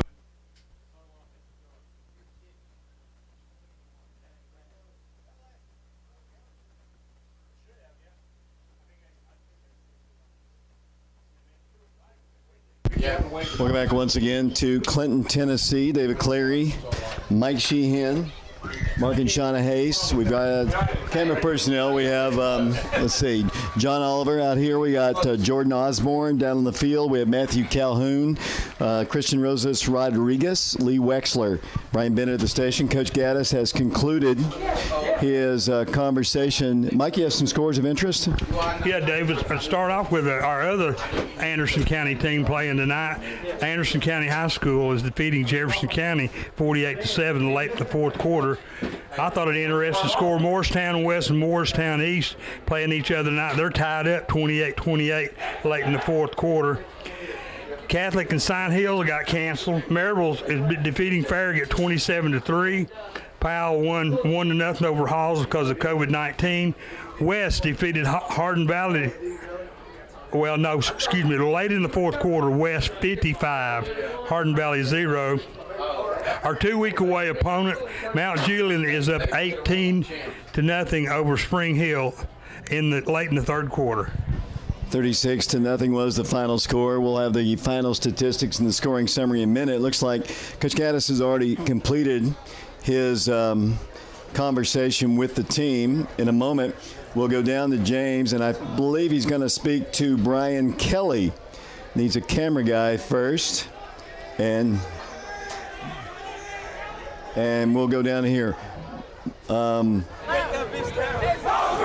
As soon as we get our cameraman lined up, we'll go down there, David. Yeah, he's got Brian Kelly. And they're not letting the Wildcats come off the field right away. They are waiting for Clinton to get out of the dressing room. They do not want them in. And here in a second, we'll go down. I'm trying to get our attention of our camera guys. I know this is bad radio. Mike, talk for a second. Okay. Yeah, I will tell you that in the first quarter, I was really surprised the game ended up being 0-0, mostly because of penalties. Either team could get untracked for whatever reason. As now we're going to go down on the field with James Branson and Brian Kelly. And let's see here. He's got, looks like Kendall, and he's got Brian Kelly. And now let's go down to the field with the second to James Branson. Clinton City Field, joined by two Wildcats tonight, Kendall Jackson and Brian Kelly. We'll talk to Brian first real quick. Brian, you had a really good night tonight against Clinton. Defensively, I think obviously your best play was that hit. How good did that hit feel? It really felt amazing. I had man on the back when he went wide, and he didn't see me come in, and I just hit him right when he got the ball. Felt amazing. So from our vantage point, it seemed like the receivers picked up really two guys, and there was three guys they had to pick up because it was obviously you. What else did you read on that play? Is that something that you all prepared for throughout the week? Well, it was just one of the basic things we've practiced over the year. It was like out of trips when I get the back wide, so I just knew to get to it. So one of the key things to take away from tonight, Wildcats have had 3 shutouts tonight, obviously Campbell County, Hardin Valley, and then obviously tonight. What is so key to these region games where we're getting shutouts for you guys? I really feel it's key to just make sure we keep doing this, and I feel like it's just really helping our team get stronger. I mean, I feel like we had a really good game tonight. And obviously it's nice to respond back from a week where defensively you played well against West and come out again, you play really good defensively. What do we have to do this week in practice to prepare for Carnes? I know Coach Gass talked about one of their guys that had a good night last night, but what do we have to do this week to prepare for Carnes? Well, one, we're going to have to stop the run game quick. We're going to have to make sure they can't get anything late on us. We're just going to have to force them to do things that we don't want them to do. So this is a little bit different from last year, how last year we had a whole bunch of home games, then we had a road game, and senior night was very early last year. This year we got a whole bunch of home games to finish us off. How exciting is it to be able to get back to Blankenship Field here in a few weeks? I honestly feel like it's going to help our team spirit a whole lot, getting the student section and the whole crowd loud enough for us. I feel like it's just going to help us become a lot better of a team and be like just be team players. Brian, great game tonight, and glad you could join us here. Thank you. Also joined here by Kendall Jackson. Kendall was the leading rusher for the Wildcats tonight, over 100, I think even over 150 yards tonight. How did that feel getting back into the game and almost getting back into a regular feel of it? I felt pretty good coming off of an injury, just getting back in the groove of things, really. Now, the best play that you had all night was the 69-yard run late in the first half to set the Wildcats up for a potential field goal. What was the play call on that, and what was the execution? I think the play call was Georgia, and the Georgia is basically like a counter where I follow the guard, he's pulling. But I saw when he pulled the gaps, like where they're coming from, they were filled. So I just hit the outside. I saw nobody on the outside, so I hit it hard and got a field. And that's pretty much what happened. So it seemed like it was tough sledding a lot all night. It's kind of one of those where it's a punch, it's the punch, it's a punch, and then you get the knockout blow, which we had there late in the second half. Going into the third quarter, you continued to do well, getting 10 and 12-yard runs. You got to be pleased with your offensive line and how much they've stepped it up and improved as we get into the season. That's right. Offensive line, they worked the butts off in the weight room off season. And plus in practice every day. So I'm very pleased with them young men. So Kendall, we talked to Brian a little bit about next week. Going into next week, Carnes, obviously you want to continue to get better running the ball, passing the ball. What's it going to take in practice next week to do that? We got to keep our head in it, stay focused all week, treat every day like it's a game, go hard in practice, and just got to focus up because we know they're not going to be easy. So a final road game next week. How special is it going to be able to finish out the rest of the season at Blankenship Field? I think even 3 or 4 in a row. It's going to feel good. Being back at home, it's nothing like it. It's nothing like being at Blankenship. So going down to 72 steps. So as we get closer to that, kind of thinking a little bit toward the playoff, obviously you're getting region wins here. Really the only region lost so far is West. We have to continue to set ourselves up for that. How special would it be to get a home playoff game? Ooh, that would it'd be a pretty good feeling. Just know that now we get full capacity at Oak Ridge, so I already know the stand's gonna be packed out, so it'd be a pretty good feeling. Kendall, congratulations on a great night, and we're looking forward to speaking to you next week. Thank you. David, we will send it back up to you momentarily. Thanks a lot, James. And we're going to wait to speak to the head coach of the Wildcats, Coach Joe Gaddis. He's going to wander over there. He's kind of keeping it on the watch, making sure Clinton gets cleared out of their dressing room before the Wildcats head even in that direction. Let's go back down to the field to James and Coach Gaddis. James Ransom back down here at Clinton City Field, joined by head coach Joe Gaddis. Coach, really nice win tonight. Kind of a little bit of slow going there in the first half, but I feel like execution all the way around, offense, defense, special teams, really got it going all the way around tonight. Defense for sure. We shut them out. I can't imagine that they got many yards total. I don't know what their stats were, but our defense did the job yet again. Offensively, we were inconsistent, and we were actually our own worst enemy with penalties. Told these guys all week what this game was probably going to be like. A lot of running the mouth. We responded in kind, and that's not good. We didn't control our emotions very well. Penalties killed us in the first half, kept the game close. We'll have to work on that. We've been a very disciplined, poised team through 5 games, but we come to Clinton and we fall into the trap that we knew was going to be here, and we didn't handle ourselves very well, so we'll work on that for sure. But the good news is we won 30-0. We're 2-1 in the region. we beat Clinton, so I'm happy about that. But I'm not happy about the penalties and the way that we ran our mouth too much. And I'll take care of that this next week for sure. Coach, you mentioned how intense the game was. Does it make it even a little bit more intense knowing that some of our former players on the other sideline, and these guys know each other well, they've played at the high school together, they played at middle school together, the boys club. Does that make it a little bit more intense and a little bit more emotional for our players? Maybe so, maybe so. But, we just like I said, fell into the trap that we knew was going to be here. And a lot of mouth running, and always the guy who responds, whether you get pushed and you push back or someone says something to you and you say something back, the second guy is going to get the penalty too often or more often than not. And I'm not saying our guys might not have said something first at some point, but that's ridiculous. And that's something we've got to work on and improve upon because, like I said, through 5 games, I bet we didn't average 25, 30 yards in penalties, period. And I don't know how many we had tonight, but I bet it was over 100. I don't know what the stats will say, but that's just ridiculous. It's stupid, and it's just a lack of discipline, a lack of poise, and it's all about me and not about the team when you run your mouth like some of our guys did. Coach, you mentioned discipline, and one of the things that you seemed very well disciplined tonight on was special teams. It seemed like your pop-up kicks may have been a little bit shorter. I feel like that was intentional. It feel like you had them a little bit shorter because you felt like you could cover and get the ball down there, and you did it basically at will all night long. Yeah, I don't know. We recovered a couple of them and probably could have recovered another one that we didn't get. And then I think we had an inadvertent whistle on one that I don't know who got it, but, they seemed baffled by that, although we've been doing it all year. So I don't know how to react to that, except that it was pretty successful. Coach, obviously you wanted to stress tonight that you wanted to run the ball, get the ball going running-wise, and Kendall had a special night.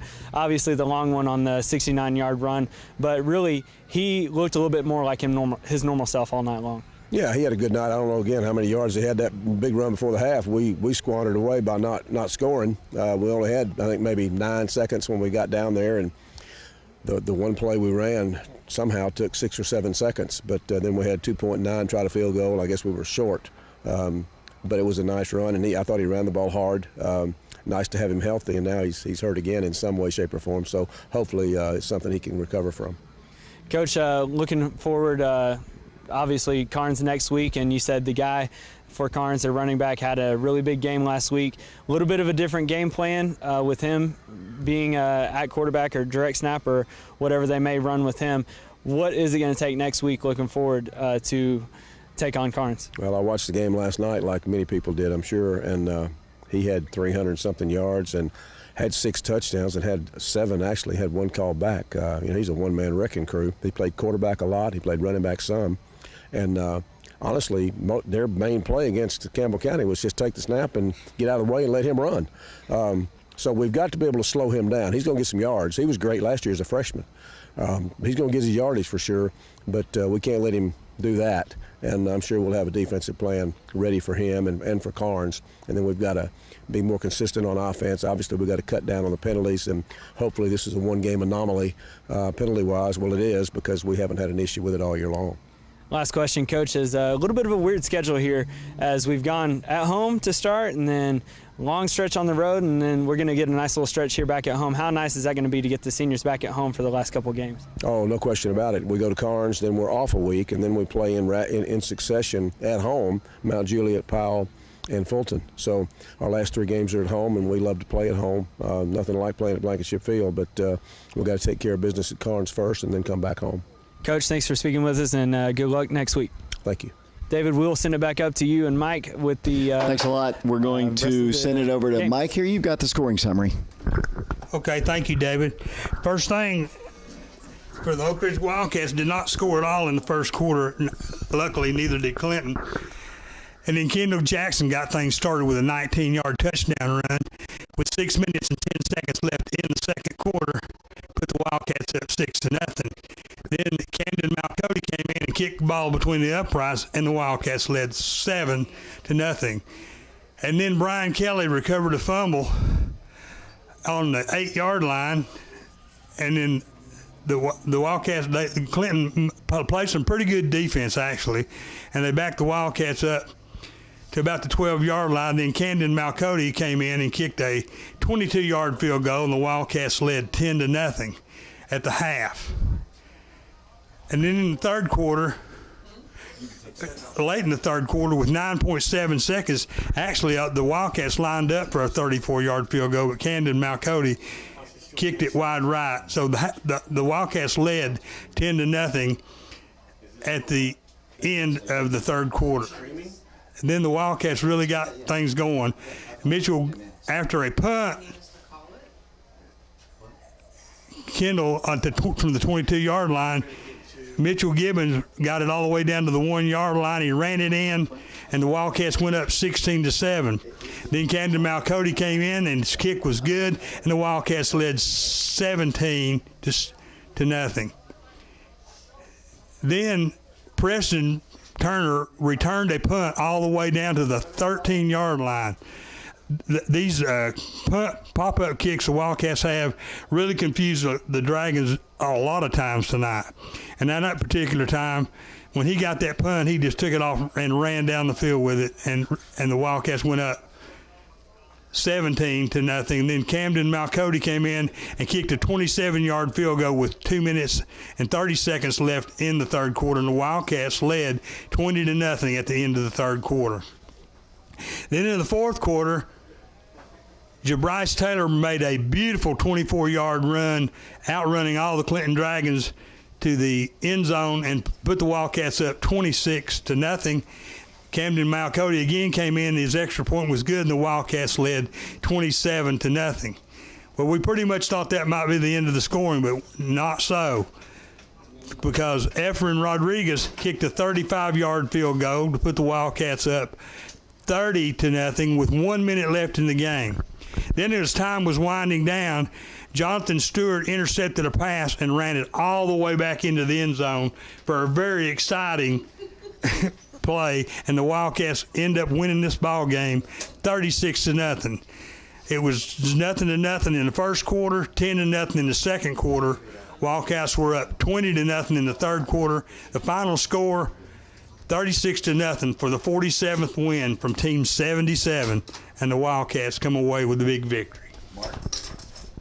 Thank you very much, Mike. As you said, Oak Ridge victorious tonight by a final score of 36-0. Leading rusher for the Wildcats tonight was Kendall Jackson. He finished tonight with 173 yards on 21 carries. He averaged 8.2 yards per carry. His long, as I said in the first half, was 67 yards. Jabryce Taylor had 27 yards on 6 carries. Jackson Adams had a 2-yard carry. Jalen Hayward had a 1-yard carry. Mitchell Gibbons had 2 carries for -1 yard, and Hayden Tarwater had a carry for -9 yards. So as a team, the Wildcats rushed the ball 32 times for 193 yards on the ground. That's an average of 6.0 yards per carry. Passing tonight, Mitchell Gibbons was 12 of 19 for 84 yards. He did have 1 interception. His long was 22 yards. The longest pass by him was received by Brandon Hayward. He had a total of 5 receptions for 54 yards. Cole Adams had 3 receptions for 10 yards. Jonathan Stewart had an 8-yard reception. Preston Turner with a 7-yard reception. Jabryce Taylor had a 3-yard reception, and Jalen Hayward had a 2-yard reception. So, as I said, the Wildcats had 193 yards on the ground on 32 carries. They had 84 yards in the air on 12 receptions for a total offense tonight of 277 yards. Wildcats had 13 first downs in the ballgame. They were penalized 9 times for 105 yards. Now looking at Clinton, they were led on the ground by Brandon Holyfield. He had 9 carries for 25 yards. Connor Moody, 6 carries for 20 yards. Reese King had 2 carries for 5 yards. And then Joshua Keith, the quarterback for the Dragons, had 12 carries, netting -35 yards. So the Wildcats were in his face all night long. So as a team, the Dragons rushed the ball 29 times, getting 15 yards on the ground. Passing, as I said, Joshua Keith, the quarterback for the Dragons, he was 5 of 13 for 6 yards with 1 interception. As Mike said, that interception was made by Jonathan Stewart, who returned the ball 50 yards for a touchdown as time expired. Receiving for the Dragons, Nate Murphy had a 5-yard reception. Wesley Phillips with a 4-yard reception. Kendall Lucas had a 2-yard reception. And Braylon Taylor had 2 receptions, netting -5 yards. So as a team, the Dragons had 15 yards on the ground on 29 carries. They had 6 yards through the air on 5 receptions for a total offense tonight of 21 yards. They had 4 first downs in the ball game. They were penalized 14 times for 111 yards. So looking at the team side by side, a little lopsided tonight. On the ground, Oak Ridge had 193 yards. Clinton, 15. Oak Ridge through the air, they had 84 yards. Clinton, 6. Total offense, Oak Ridge had 277 yards of total offensive yards tonight. Clinton, 21. First downs, Oak Ridge had 13, Clinton 4. Penalties, Oak Ridge had 9 penalties for 105 yards. Clinton 14 penalties for 111. So again, Oak Ridge victorious tonight by a final score of 36-0, and we'll send it back to David. Thanks a lot there, Mike and Shauna and Mark, along with John and James and Jordan and everybody else. 36-0 was the final score. They didn't post the final score up on the scoreboard. I think they didn't, why put it up there? The game was over. But a lot of people have texted me actually and said, what was the final score? It was 36-0. Big win for the Wildcats. Didn't start out great. Struggled in the first quarter, honestly, but the Wildcats got it going. And the defense, obviously, the 3rd shutout of the year, and just holding Clinton to under 30 yards. That's just incredible. Yeah, David, and it's something that the Wildcats, you love to see. You love to see them step up and do that. And great all-around victory tonight. Offensively, finally got the ball moving a little bit. Defensively, shutout. And even special teams-wise, like you created offense by recovering those short little pop-up kicks and putting your offense in a good position and obviously keeping Clinton off the field. Appreciate your help tonight. Thanks for tuning us in. Our next broadcast of Oak Ridge High School football will be this coming Friday, our final regular season away game. The Wildcats traveling to Carnes, another region game to take on the Carnes Beavers. Our camera personnel, Matthew Calhoun. We appreciate him coming out of retirement to help us out tonight. Lee Wexler, as well as Christian Rosas Rodriguez. We had Jordan Osborne. We also had John Oliver. Our statisticians, Mark and Shauna Hayes, Mike Sheehan. My name is David Clary, along with James Branson, Brian Bennett back at the station. We'd like to thank everybody, including our sponsors. Once again, the final score here from Clinton, the Wildcats win it 36-0. Until next week at Carnes.